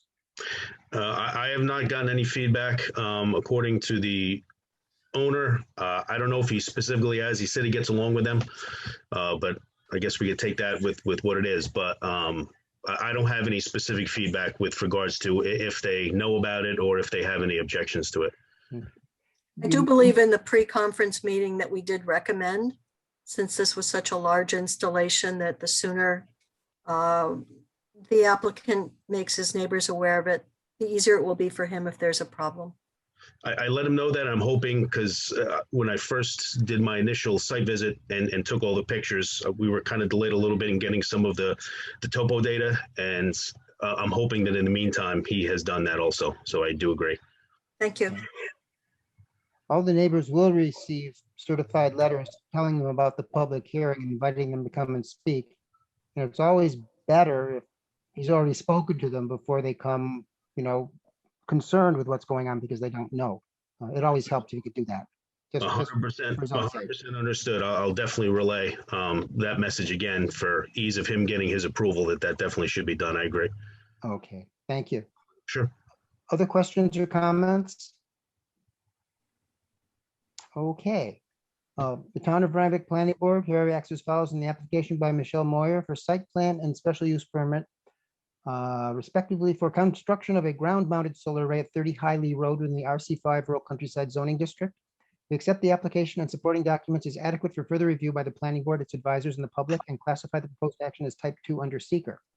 We're going to schedule a public hearing on the application for May 17th at 6:40 and direct the clerk to undertake or otherwise cause noticing and posting thereof.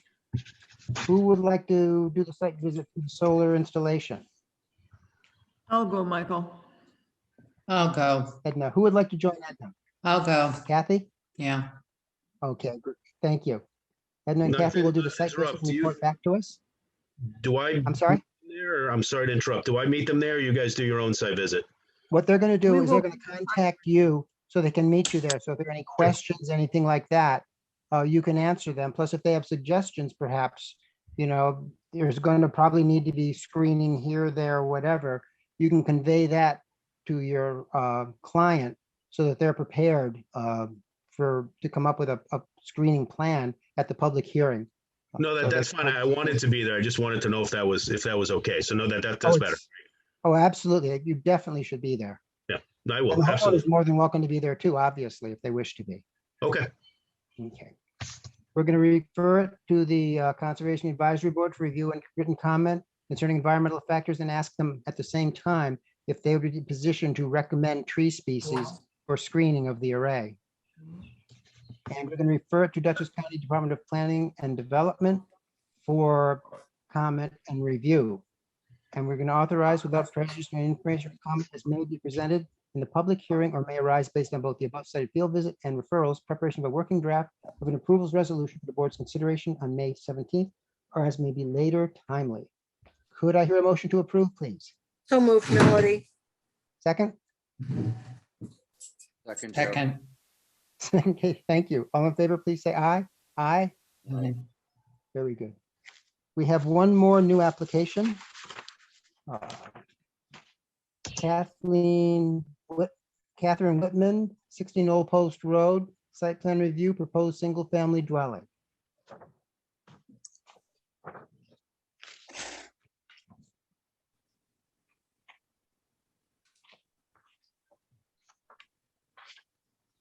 Okay. And who's here to present to us? Catherine, I'm here. Can you hear me? You can take us through what it is you wish to do? Sure. This was the survey of the house that was there with the previous application, where we had intended to demolish roughly half of the house and add an addition onto the other half. During the demolition of the first half, we saw that what was remaining was structurally not very good and didn't seem worth retaining, and we went ahead and took it all down without getting the proper approval, just thinking we could rebuild it exactly as had been approved, but new. So we got a stop work order, so that wasn't the case, and we were asked to represent as if just starting from scratch with no existing structure. So in doing that, it made sense to shift the structure, which was non-compliant on side yard setbacks on both sides, just to move it towards the center of the lot to get it further away from the driveway. It's still non-compliant on both sides.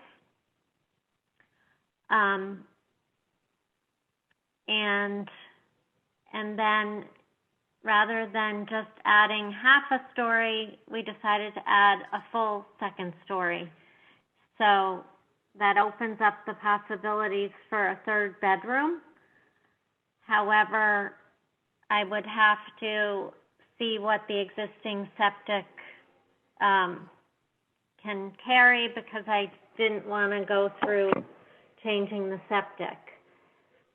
So my application is a little fuzzy about whether it's a 3-bedroom or a 2-bedroom, and that's why. In the letter, I wrote 3-bedroom, but in the written actual application, I asked for 2-bedroom.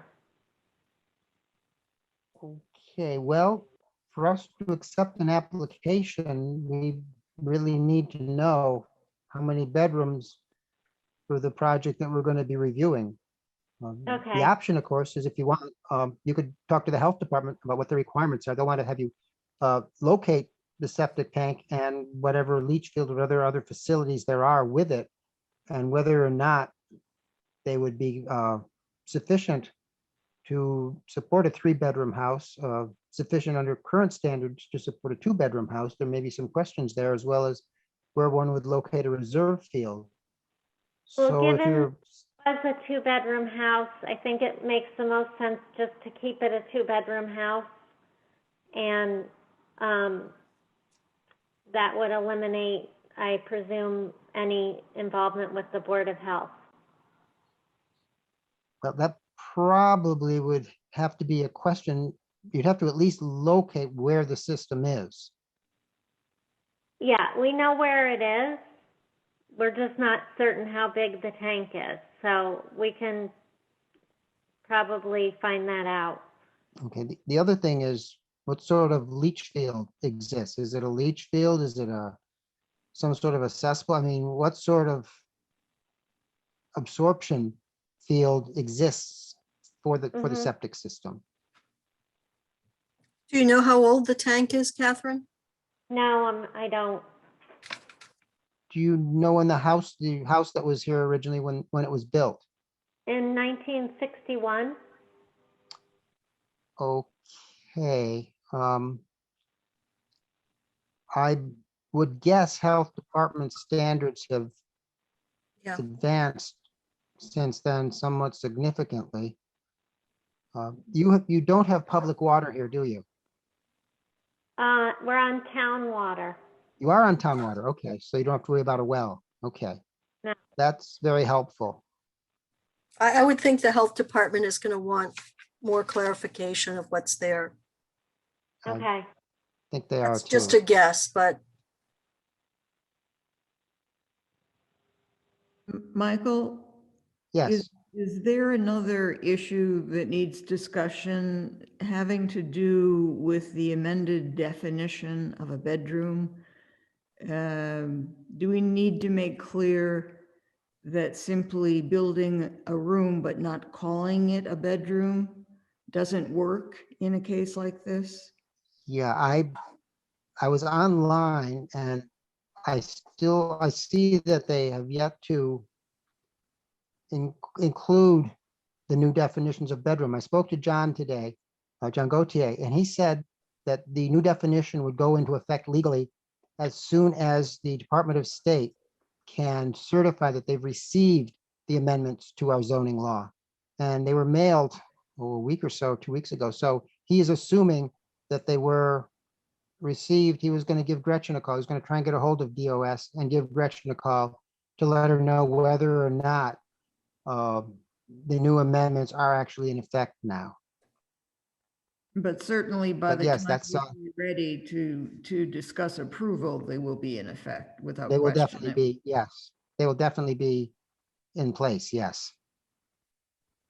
And basically what Edna's saying, Catherine, is that rooms that can be used as bedrooms, that aren't a dining room, aren't a kitchen, can be considered and would be considered as bedrooms for residential development and for sizing septic systems, things of that sort. So in other words, you put in a third room and call it a library, but it's actually going to be a bedroom.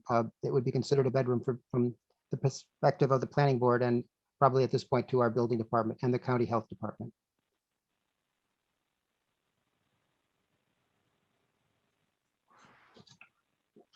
Jim, do you have any thoughts you'd like to add? Yeah, I do have a couple that I put in my memo. First one is regarding variances. Because the house has been removed and the foundation is gone, we're not rebuilding in kind. We are building new effectively. And because of that now, I do believe variances are actually going to be required all around for the front yard, both side yards and the rear yard. So I don't know, Catherine, I think if you've applied to the ZBA or you knew that that was coming. Okay. Yeah, I've applied. Okay. So all those variances will be required. Couple other things. I did see that you were proposing to put lights on the house. We'd like to see a cut of what that light's going to be to make sure it's down lighting and it's consistent with dark sky requirements that the town has in the lighting code. And then two other elements. One is, and we talked about this, I believe, when you were in before us last time, regarding the wetland. And we know it's off-site, but I do believe that 100-foot buffer from the wetland might be coming close to where you're proposing to build the house. So I was thinking that we should at least have a rough idea of where that 100-foot buffer line might be. If it comes close, then we might have to talk about delineation or not. But Michael, it is based on what I saw on parcel access, not on this property. It is on the adjacent property. So that makes it a little more complicated. So that was one item I wanted to raise, potential discussion. And then the last one is that the large tree, if you can see here, between the proposed new house, kind of next to the walkway and the driveway, is proposed to come down. And actually happened to be in Rhinebeck on Friday, drove by, and it is a rather large tree. It's not, doesn't appear to be dead. I don't know what condition it is. I'm not a tree specialist, but it is a significantly sized tree that would be proposed to come down. So I put that out there for consideration as well. I do know it's close to the house. I do understand that. So really, I think, the big questions are that, for me are the tree removal and do we want to look at a 100-foot buffer line, from the wetland on the adjacent property? I think we need some kind of definition there. Certainly, at least a rough idea, certainly. Right. Catherine, have you Is applied? it, I'm sorry? is it clear the difference of where the house is in this picture compared to where the house originally was? Not in this picture, but the survey is the page before. So on this drawing, you'll see the house is 25 feet, 2.5 inches from the property line. And on the survey, it's 17.5 feet. So it's a difference of roughly 8 feet.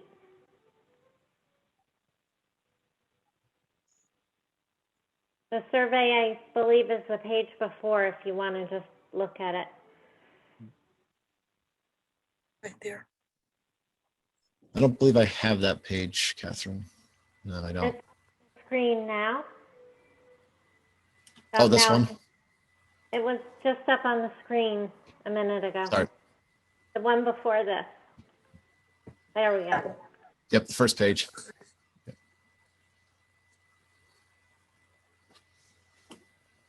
So the 17.5 feet is indicated there next to the driveway.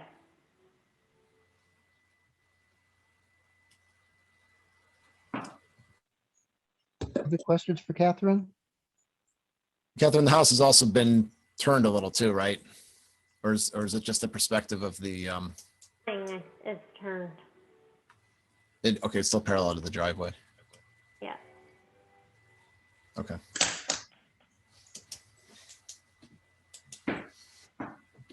Catherine, have you applied to the ZBA yet for the variances? Yes, I'm on the agenda for Wednesday. Okay.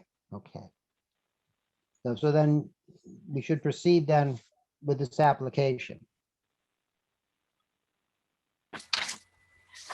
Yes.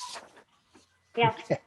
The town of Rhinebeck Planning Board hereby acts as follows in the application by Catherine Whitman for site plan review under Town Code Chapter 125 for construction of a single-family house at 16 Old Post Road in the RA10 Rural Agriculture Zoning District.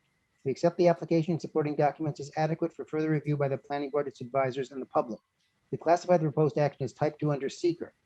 We schedule a public hearing on the application for May 17th at 6:45 p.m. and direct the clerk to undertake or otherwise cause noticing and posting thereof. We're delegating planning board members.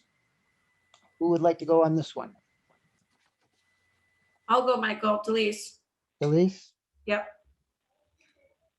Sean, would you like to go on one? Yeah. Thank you. I couldn't find my mute button fast enough. Yes. Thank you. Elise and Sean will conduct the field visit and report on their observations at the public hearing. We're going to refer it to the Conservation Advisory Board for review and written comment concerning environmental factors, and to the Waterfront Consistency Review, Advisory Committee for review and written comment concerning consistency with the LWRP, and to the HAPAC for review and written comment concerning historic and archaeological elements. We're going to refer it to the Dutchess County Department of Planning and Development for review, and authorizing the chair without prejudice to any information or comment that may be present at the public hearing or may arise based on both the above cited field visit and referrals, preparation of a working draft of an application for the planning board's consideration on May 17th or as may be later timely. Would I hear a motion to approve, please? So moved, Delise. Second? Second, Sean. Thank you, Michael, Sean. is it Okay. going, Michael, is it going to Haypack because of the scenic road? I assume. I don't know. I need to double check that, Melody. Let me double check. I think I had a reason for it, but let me go back and look again and confirm that. Yeah, knowing what's there, I don't understand that referral, but Let me double check that. That might have been a typo on my part, and we'll get that for the delete it final. if it doesn't, if it's not required. okay, as long as you're checking on it, thank you. Michael, I think, yes, there's seemed to be some question and ambiguity about the location of a wetland and whether or not, some buffer might be on this property. I'm wondering if DAB might at least give some thoughts on that issue. yeah, that would certainly be one of the things we would expect them to look into as one of the potential environmental factors that might have an impact on the project. So yes, definitely. Okay. Did I get a motion in a second? Yes. Yes, you did. Oh, okay. Any other questions or comments? All right, all in favor, please say aye. Aye. Very good. Okay. Catherine, Delise, and Sean will be doing the site visit and getting in touch with you to set up the time to do that. Great, thank you. You're welcome. Okay, our next item is a consideration of the supplemental environmental impact statement for Grasmere. This is something that Jim circulated to all of you, a memo from John Lyons and Jim from a meeting we had a year and a half ago with George Rodenhausen at the time was representing Grasmere and the applicants about the requirement for a supplemental environmental impact statement because of the new features that were being included in the Grasmere project that were not part of the project when seeker was originally performed. At that meeting, we initially thought a new EIS, complete environmental impact statement, would be required. But after discussing this with the applicant and the applicant's attorney, we decided that we would see if a supplemental environmental impact statement would not be adequate. And it was recommended by both Jim and John Lyons that that's the course that we should follow. And I asked Jim to send that to you because it also explained what a supplemental environmental impact statement is and what it is for. At this time, we're just basically asking for reconfirmation that indeed that's still what the planning board would like to see happen. In order for us to do this, we require a complete application from the applicant detailing what they are now proposing to do and where they're proposing to do it, so that we can see whether or not and what elements were not looked at before, such as the pond, the stable, the greenhouse, the theater. There are a number of different elements that weren't part of the original application or the original project.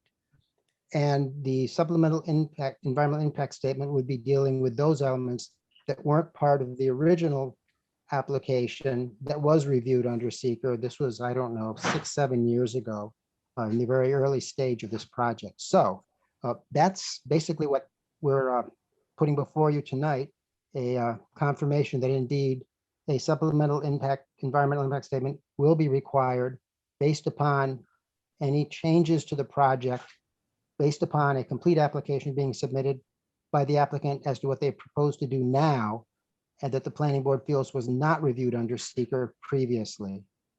Jim, I don't know if that's a good enough explanation or if there's something you'd like to add as our planner. No, I think that sums it up pretty well, Michael. It provides the history of what we did before and kind of why we're here today, just to reconfirm that that finding, I guess, that we had back then. Chairman, hi, Victoria Polidoro here. We did request to be placed on the agenda for discussion. Will I have the opportunity to address the board? Victoria, this is strictly an internal discussion by the planning board on a recommendation from our attorney, which is a privileged and a confidential document, as I'm sure you well understand. This is not a public hearing at this time. I'm sorry, no. There will not be any presentations. I'm not asking for a public hearing, but we provided the board with a document which we wanted to review with the board this evening. I'm sorry, this is not something that we're going to be doing. If you had wanted that to be in the hands of the board earlier, I believe Jim just received it today. So that's obviously not going to be discussed at this point in time. I'm sorry, we did provide the comparison chart and letter in time for the agenda close date for this meeting. I'm sorry, Victoria. We have asked for a complete application for the project as you now propose it to be put forward.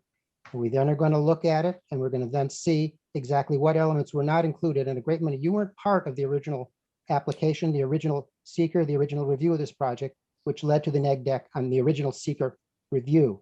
There have been a number of changes at this point, and the planning board would be negligent to ignore that fact. That's why we want a complete application from you, so we can compare it to what we reviewed earlier under seeker, so we can see to what extent a supplemental environmental impact statement is required.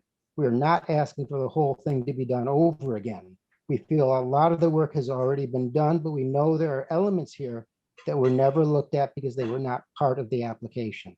So we find this is ourselves in a discussion catch-22 because we have submitted what we believe is a complete application, but we can't move forward without knowing whether we're going to be in the SEIS process or whether we can start submitting a lot of these reports. As you know, the SEIS basically packages up the reports with a lot of boilerplate language. And we don't want to give you draft reports if you want them in the form of an SEIS. And so to us, this is a pivotal discussion on how we move this project forward. I suggest that you speak to your partner, Mr. Rodenhausen. He was at that discussion for an hour and a half of this is the conclusion we came to at that time, a year and a half ago, that it was felt and agreed by both the applicant and Mr. Rodenhausen that yes, there is sufficient change in this project to allow for and to permit and even to require a supplemental environmental impact statement. There have been further changes since that time, which also go to requiring a supplemental environmental impact statement. Quite frankly, this is a discussion based upon a confidential memo from our attorney to the members of the planning board. It is not a public discussion. It is not something that we have any need for other people other than members of the planning board and our planner to discuss and to consider. And With all due respect, the applicant has a right to present its project. I'm sorry? I said the applicant has a right to present the project. We did ask to be on the agenda and we thought we were going to discuss either the need for an SEIS or if not, the scoping document that we provided you with. This has been discussed repeatedly. Our attorney has provided us with guidance, as has our planner. And that's what we're going to reconfirm. I'm going to ask the planning board to reconfirm tonight. We do not have a complete application from you. There are many aspects of this new project that have not been detailed in sufficient detail and sufficient information to permit us to even understand whether or not a supplemental environmental impact statement would be required. The pond, an 11-acre pond, is just one element, a stable, a greenhouse, a theater. There are any number of different elements that have come on, and many of the elements that were under the original plan have been moved around on the property. So the original look of the property, original design elements no longer exist. So we don't disagree at all. We can determine, I'm sorry? I said we don't disagree with the comment that there have been lots of changes at all. We just want to see if we can do that through a negative declaration process rather than this expanded EAF. I mean, rather than the SEIS, which has very rigid timelines. The planning board will be doing what is normally done with any seeker project. This is indeed a type 1 project. You're going to submit to us an application detailing all the different facets of what you're trying to do, where it's going to do, so we can see them and understand them and determine at that time what is required to be studied that we haven't studied previously under earlier applications. That's the only way we can do that. And that is the planning board's responsibility. It's not your responsibility to tell us you don't think there have been changes made. You don't think they're significant. That is for the planning board to decide and the planning board alone to decide. And that's the only way the planning board can make that decision. Chairman, we provided you with a draft scoping document. And if you guys don't discuss it now, it's going to be final within 30 days. No, it's not, because the planning board has not accepted a complete application from you. We have not classified what is being sent to us, so therefore we were not in a position to even determine whether or not a pos deck or a neg deck would even be something would even be necessary for this project. So no, we're not at that point. And if you wish to disagree, we can have our attorney contact you and discuss it with you. We have the memo from John Lyons, from Jim, they put together. This is the recommended course they told us we should take to make sure that we fully comply with our requirements under seeker. And that's what we're going to do. Well, then can I ask, because we are very confused as to what else we need to provide in order to make this application move forward. I mean, we provided a very full submission in June of last year, and then we responded to lots of comments, maybe an 8 or 9 page memo by the planning board. We provided you with the draft scoping document, and it just feels like we don't know what to do. You know, the applicant doesn't want to can't provide fully engineered plans and fully detailed reports without understanding what the board wants to review and see.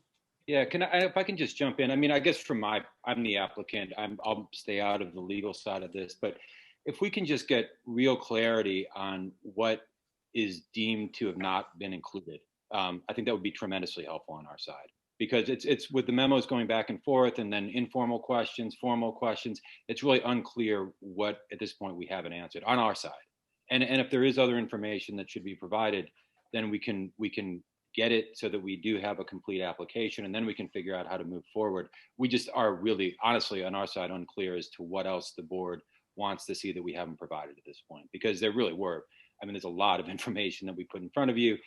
And as I said, there was then a back and forth with respect to questions, and we provided answers.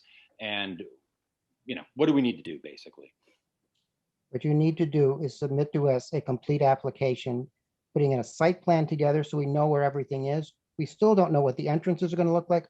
We still don't know where the parking is all going to be. It's been moved around. Many of the buildings have been moved around. We still don't know what the environmental impacts of a pond are going to be, what the housing around that is going to be. You want to put in a stable, greenhouses. You're changing a number of things there, Jonathan. You have different things like health clubs now, as well as spas. At the time we did the secret determination, the spa was proposed to be done in your father's waterfall house. Obviously, that's not true No, that's anymore. actually not There true. are any number of It wasn't. things that It have wasn't. changed in It this wasn't. and have That's grown actually in a this that were misstatement, not but in the original aside. application, and you know that fully well. At the time we're No. What I'm talking about, what was submitted in the spring of last year. What information that was not included in that package that we should I'm be. not talking about the spring of last year. I'm talking about the secret determination we did on the original application. What was the 6-7 years ago? That's what the secret review was done of. It hasn't been done on anything since. And there have been many, many changes to this application and this project since then that were never studied because they didn't exist at that time. Totally And to understand. suggest that none of those things would come under a No, secret we're in complete review, agreement. I think is realistic. I'm just trying to find out what information that wasn't. I'm talking about last spring. What didn't we provide last spring so that we can make sure that we provide it? We provided a site plan that shows the location of all of those new features, the drainage retention pond, the stables, the tennis courts. So all of that has been placed on a site plan and provided to this planning board. Along with building elevations and floor plans and fully Right. detailed engineering drawings. So all of that information you have before you already. So we want to study those impacts, but if you are not letting us move forward, if you're not accepting the scoping document, and then you're not allowing us to move forward and submit reports as part of an expanded EAF, I don't know where that leaves us. We're in limbo. If we can just get clarity as to what wasn't information-wise, what wasn't included last spring that the board wants to see, we will get it to you. And it was a huge amount of information that was submitted last spring, and very detailed information. So if there were things there, which obviously from what I'm hearing, there are pieces of information that you guys are thinking are still outstanding, and that's fine. Just please tell us exactly what they are so that we can get them to you, and then we can have a full application, and then we can have this conversation that we were hoping to have. Isn't the question about whether an SEIS is required? Yes. That was our original question based on everything we've given you. I think what I'm hearing, both in terms of internal communication and otherwise, and I think, unless I'm mistaken, there has been a consistent yes to, on our part, that an SEIS is required. So I guess I'm just asking, why are we still debating whether it's required, since that's the guidance we've been given? Well, that's fine. So then we've also provided you with a draft scoping document, which would be the first step in the SEIS process. And we were hoping to discuss it and get your comments on it. Yeah, so if we can agree, if we can agree on this, then if we can get if this document, this outline of everything that's going to be provided as part of the SEIS, if that's the process that we should follow to make sure that 100% of what you guys need is being provided. I mean, I think probably 99% of it was last spring, but if this is the document that's going to guide that, then let's start that process so that we can be 100% sure that we're getting you everything we need. Because we want to get this process underway. And I want to be sure that there's clarity around what it is that we need to provide. We're not trying to not provide anything really not trying to not provide anything. We want to get you everything. We want to have a complete application. We want to get the process underway. There was, and I think everyone will agree, there was we submitted a huge amount of information, and then we got questions, and then we tried to answer the questions, and then we got sent to the town board. So we're trying to figure out what do we need to do here to get this process back on track. And from what I'm hearing, and Melody, what you just said, it sounds right that maybe the answer is let's focus on this draft SEIS document that we provided you and agree that what is in here is what needs to be provided, and we will get it all to you. I think it's that, but also some of the, the memo that was put together had a lot of comments and elements to it. A number of those, I think you have, provided, we've provided a response back on all of them. But some of those comments and questions in there, I think, needed to be addressed in order for the planning board to feel the application was complete. Some of the elements were either missing or they felt weren't complete. So I think there are portions, and I'd have to go back through the memo because I haven't looked at it in quite a while to see which of those items are the ones that we felt needed to be addressed for that application, for the materials you submitted previously. Yeah, or can we can we provide 100% of any information that is in that memo or deemed to be outstanding as part of a full SEIS submission? Right. Part of the problem was that some of the information that was requested is the information that gets put into an SEIS. So information on community benefits and tax and IDA stuff, all of that goes into the EIS under a prepared report, which, we can't do until we have the outline of what you want to see in those reports. Yeah. Yeah. If we can use this to say this is exactly what we want to see as the board to conduct our review. If we can use the process of reviewing this document to get agreement on that, we will get you 100% of what you want to see. We've already done the fiscal impact analysis. We're waiting for the final report on that. We're re-engaging the dialogue with Charles Birnbaum and Reed Hildebrand to finalize the I'm not even sure exactly what it's called, but the sort of site plan, cultural, historical analysis, that huge presentation that we put together. We're getting them back underway. But before we finalize the documents, we need to make sure that all the information that you want to see is in it. And that's what the scoping document is. Well, it sounds like we've got two parallel conversations going on here tonight. The task before the planning board, which was an item for internal discussion only, was to confirm that we were going to require an SEIS. I understand you want us to give you additional information on what's required, and we can look to do that. But our decision tonight is simply to confirm at the planning board that SEIS is going to be required. Am I incorrect, Jim, Michael? Or no, that's that the board did not get my letters that we submitted. That's the only decision. Can I ask you a question? Was the scoping document, was that received by all planning board members? Did I miss it? Did we not get it? We provided it to the board.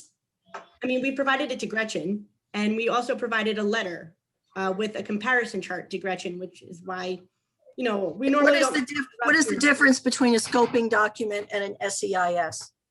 The scoping document is basically the table of contents for a supplemental environmental impact statement. So the board and the applicant agree on what's going to be studied in the SEIS through a scoping document, and it's mandatory under seeker. So we can't even start the next step until we have agreement on a final scoping document. That's and true. That document, like, as I said, it's the outline of everything that's going to be studied. And once everyone agrees, it's final, it can't be changed. So, we provided it for review. We do want to discuss it with the board so that we can move forward. Michael, could you please either go ahead with what the original intent was with regard to the confidential memorandum, or come up with an agenda for going forward? But clearly this is not helpful that we're just going back and forth, back and forth, back and forth. Could you set a plan, please? What I think we will do is we will do as we had proposed to do, to vote on whether or not we are going to continue along with the advice of our attorney and planner to require a supplemental environmental impact statement for any elements of this project that were not studied under the original seeker review some 7 or 8 years ago, and which are now part of the new application. What we can also then do, and I'd be happy to do, is then submit what you have sent to us and what you believe is a complete application to our engineer, to our planner, to have them go through that to see whether or not that is indeed something they would consider to be a complete application prepared for for circulation to the Department of Environmental Conservation, the Department of Transportation, the Dutchess County Health Department, SHPO, all the other different interested and involved agencies for their review so that they can go about their permitting process as well. As I'm sure you're well aware, there are a number of permits you require that are not from the town of Rhinebeck. And when we circulate that, they're going to expect to have the information necessary to make their permit determinations as to whether or not they have sufficient information to do that. So the best way I can think to do that is to have our planner and our engineer review what's been submitted. Victoria, to see could you whether or wait not just we 1 be minute, please? prepared for that. I'm sorry? So Michael, the first step that we, you intend for us as the members of the planning board to deal with, let's do that first step.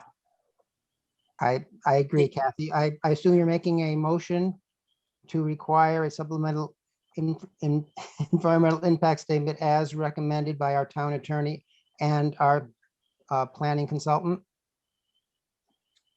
Do you want me to make that motion? I make that motion. Okay. Second from someone. I second it, Edna. Thank you, Edna. Any further discussion? Michael? All in favor, please say. Are we going to get Yes. this scoping document that's been discussed today? Yes, you should have received it. It's very likely in your packet downstairs at Town Hall. If you call Gretchen, she'll meet you at the door with it. I assume that's where these are if you haven't received them. Michael, let's finish this motion and vote on it, please. Okay. Any other questions Well- about the motion? All in favor, please say aye. Michael, Aye. can I Aye. make a request? Yes.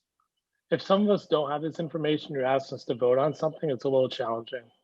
I'm not It's asking you different. to- I agree. I'm not asking you to vote on any of the information that was received, just to follow the guidance of our planning consultant and our lawyer, that a supplemental environmental impact statement will be sufficient for a seeker review rather than doing a complete EIS for the elements of this project that were not part of the original application that was studied under seeker and was given a neg deck. Michael, you haven't made the point that a supplemental environmental impact statement is to some extent not asking them to go back and do a whole other EIS big blown thing. This is less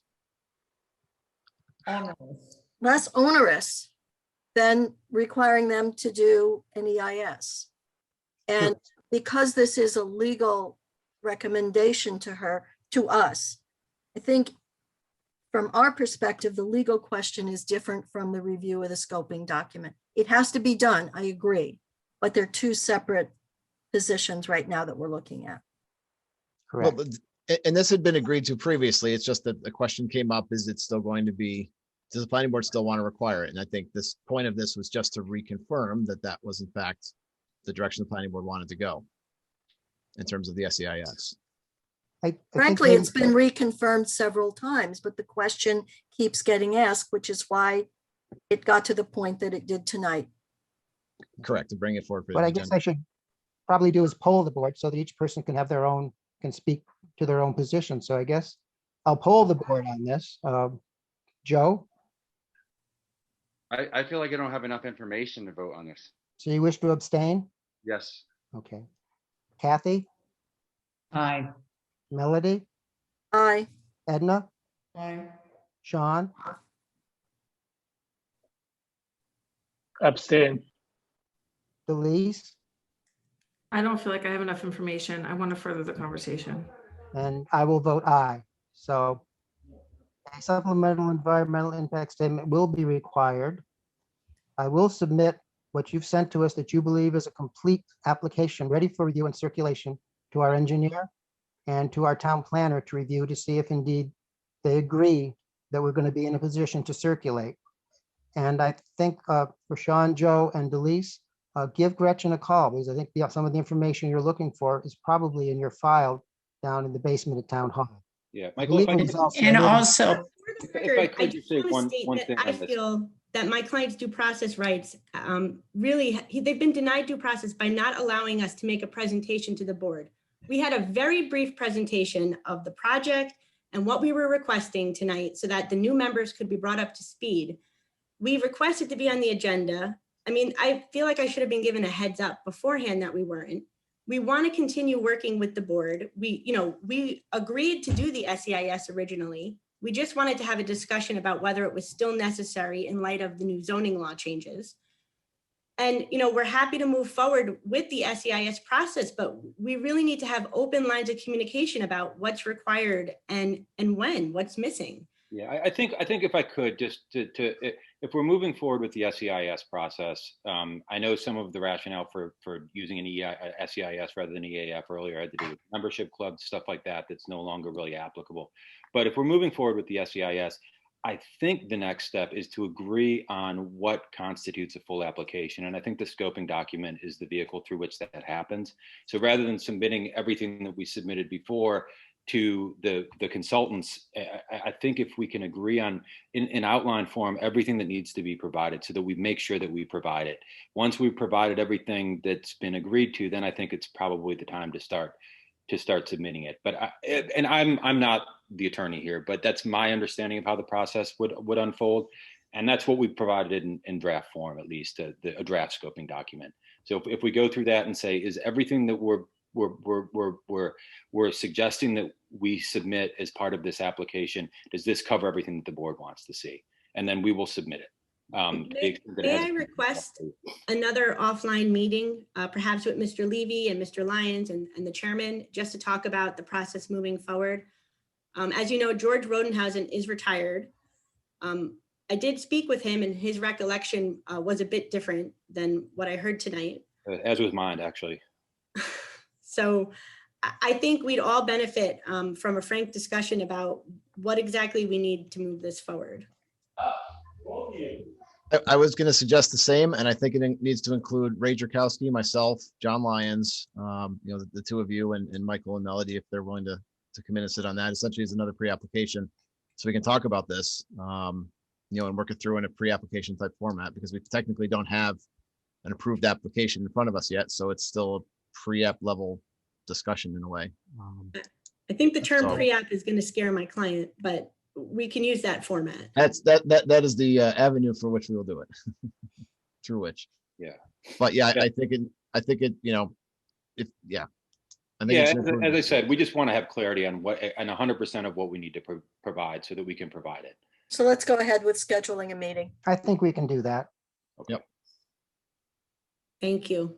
We appreciate We it. also at some point, have that presentation that they're referencing for the planning board. And I don't know, Sean and Joe can speak if they've seen the application from last spring, but I find that very helpful to look at the presentations when they're done. We can certainly do that. When an application comes before us, it's the obligation of the applicant to present what it is they want the planning board to review, provide the details, provide the information. So that would certainly be something that they would have to do and would be expected to do. Yeah, absolutely. We will give a full bells and whistles presentation on all of this. Okay, so we're set then for tonight. Okay. Thank you. Thank you. And Jim, you can help us to set that up. Oh yeah, I'll take care of scheduling. I'll take care of all that. Yep. We'll do it as quickly as we can. I can only speak for myself in that I would be willing to not wait for our regular pre-conference meeting dates. If we need to move this along, I can make myself available. We'll just have to check with all the other interested parties. Well, we need to Okay, check yeah. with Ray, I guess, and John principally to see when they'd be available. Yeah, I was going to suggest this as a separate meeting, so that makes sense. Yeah. Day or night, I will be there. Just tell me when. Okay. I'll start working on it tonight. I will send out an email. Thank you. Thanks, Jim. We have two final items, and they're both referrals once again about whether or not certain applications should be referred to HAPAC. The first one is for William Gottlieb Management on 4 Grinnell Street. What they're planning to do is exterior repairs on waterproofing and existing structure. Color style, if the work is for repair, which is not typically a permit that the planning board review. As such, we provide the following draft response. Throughout, even including in Rhinecliff, we do not require, if something is just repair or replacement in kind, we do not require they come before the planning board. And I'm getting the idea that that's what this is: exterior repairs, waterproofing, and certain structural repairs due to water damage. I So could address basically, I'm sorry, I'm sorry, I was just saying I'm available to answer questions if you have a question. about Yes, Mr. Gottlieb. Is this your client too?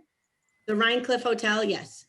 I'm here on behalf of the Rhinecliff Hotel as well. No, That's not one of the referrals. that's not what we're talking about. Yes, That's it's Corky. Corky is the Rhinecliff Hotel. It's We the, haven't gotten there yet. I'm No. sorry, I thought that's what you were talking about. That's what the referral is here. That, yeah. Here, I'll pull it up. It's one and the same. So Michael, because this one is in, typically would not look at these. So the thought was that maybe we wouldn't forward it, but it is, in Rhinecliff. So the thought was maybe it'd go to the HAPAC for expedited review. That's but probably not a again, that bad said, idea. I see the Again, confusion is it's in a different order on our agenda. Yeah. You see why I was confused, right? Yes. Yeah. I'm sorry. Or which one are we talking about? Okay, Kathy, it's that house that's up behind. No. On the Hotel? agenda, are we talking about Gilmore or We're Victoria's? talking about client? Gottlieb. We're talking about William Gottlieb Management, Corky Thank you. LLC at 4 Grinnell Street. Thank you. Well, Jim here has a little resolution for us. The planning board, upon referral by the zoning administrator of a building permit submitted by William Gottlieb Management Company LLC, hereby refers the application to HAPAC for an expedited review and submission of a finding and written comment, if any, to the zoning administrator and planning board secretary. How's that sound? Fine, so moved. Fine. Second? Second. Thank you.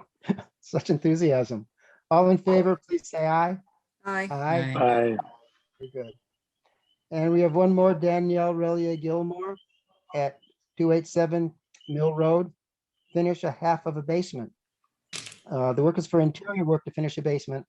And these are issues which typically we don't deal with interior unless it's an historic structure for some use, some other, such as we're doing with Rockledge with mansion and things like that, which then it becomes an issue for us. But typically we do not deal with interior issues, the planning board. So what I have here is the Town of Rhinebeck Planning Board, upon referral of the zoning administrator of a building permit submitted by Danielle Relier Gilmore for internal renovation to finish a basement. We find that the interior renovations are not a review, typically under purview of the planning board. Do not have any comments on the proposed project and recommend that interior projects not be forwarded for consideration by the planning board and that the draft law be amended to remove those referral requirements, as such referrals create an unnecessary hurdle and delay for applicants. So moved, Edna. Second. All right, all in favor, say aye. Aye. Very good. All right, that's all I have. I guess I should mention one thing to all of you. I hope you've all received the information from the town clerk's office about the training we're supposed to take about violence in the workplace, sexual harassment, all sorts of things like that. Have you all received that stuff? Yes. And don't we have to sign up for it and do it? Yep. It's duller than dishwater, but it's we're I required to do it completed mine every year. already. Well, I wish I could take your notes and then I would say I did it too. But Did you do all 4 classes though? 4 classes. Well, 4. I sat in the front row if it helps. There you go. Well, anyway, they have to be completed at some point this year, and they do come up every year, so we have to do them every year. And They're due by it's the October same too. thing. I'm sorry. They're due by October. Oh, Are these the ones that they're setting up on those 4 dates? Yes. Okay. And are all 4 given at the same time? No. no. Well, then- There's 3 at one time, and the sexual harassment one is another time. How do they know you've actually done it? You You send. get a I certificate. believe I asked that question the last You have time. to answer 3 questions spontaneously given There's to also you. like an individual code that you put in to Oh, watch crap. Zoom. I mean, There is also some issue or question about volunteers not necessarily having to take No. these classes. no, I they, don't they, think so. they told us we Okay, had to fine. do it. Yeah, they told us we had I to do did it. try to wriggle out. Yeah, we know. Yeah, well, Saw that? Okay. Are we done? we're done. Can I have Michael, a you still motion need to to- approve? Motion to adjourn. So move, Sean. Second, Second, Joe. we all stand adjourned. Thank you all very much. It's been an interesting evening.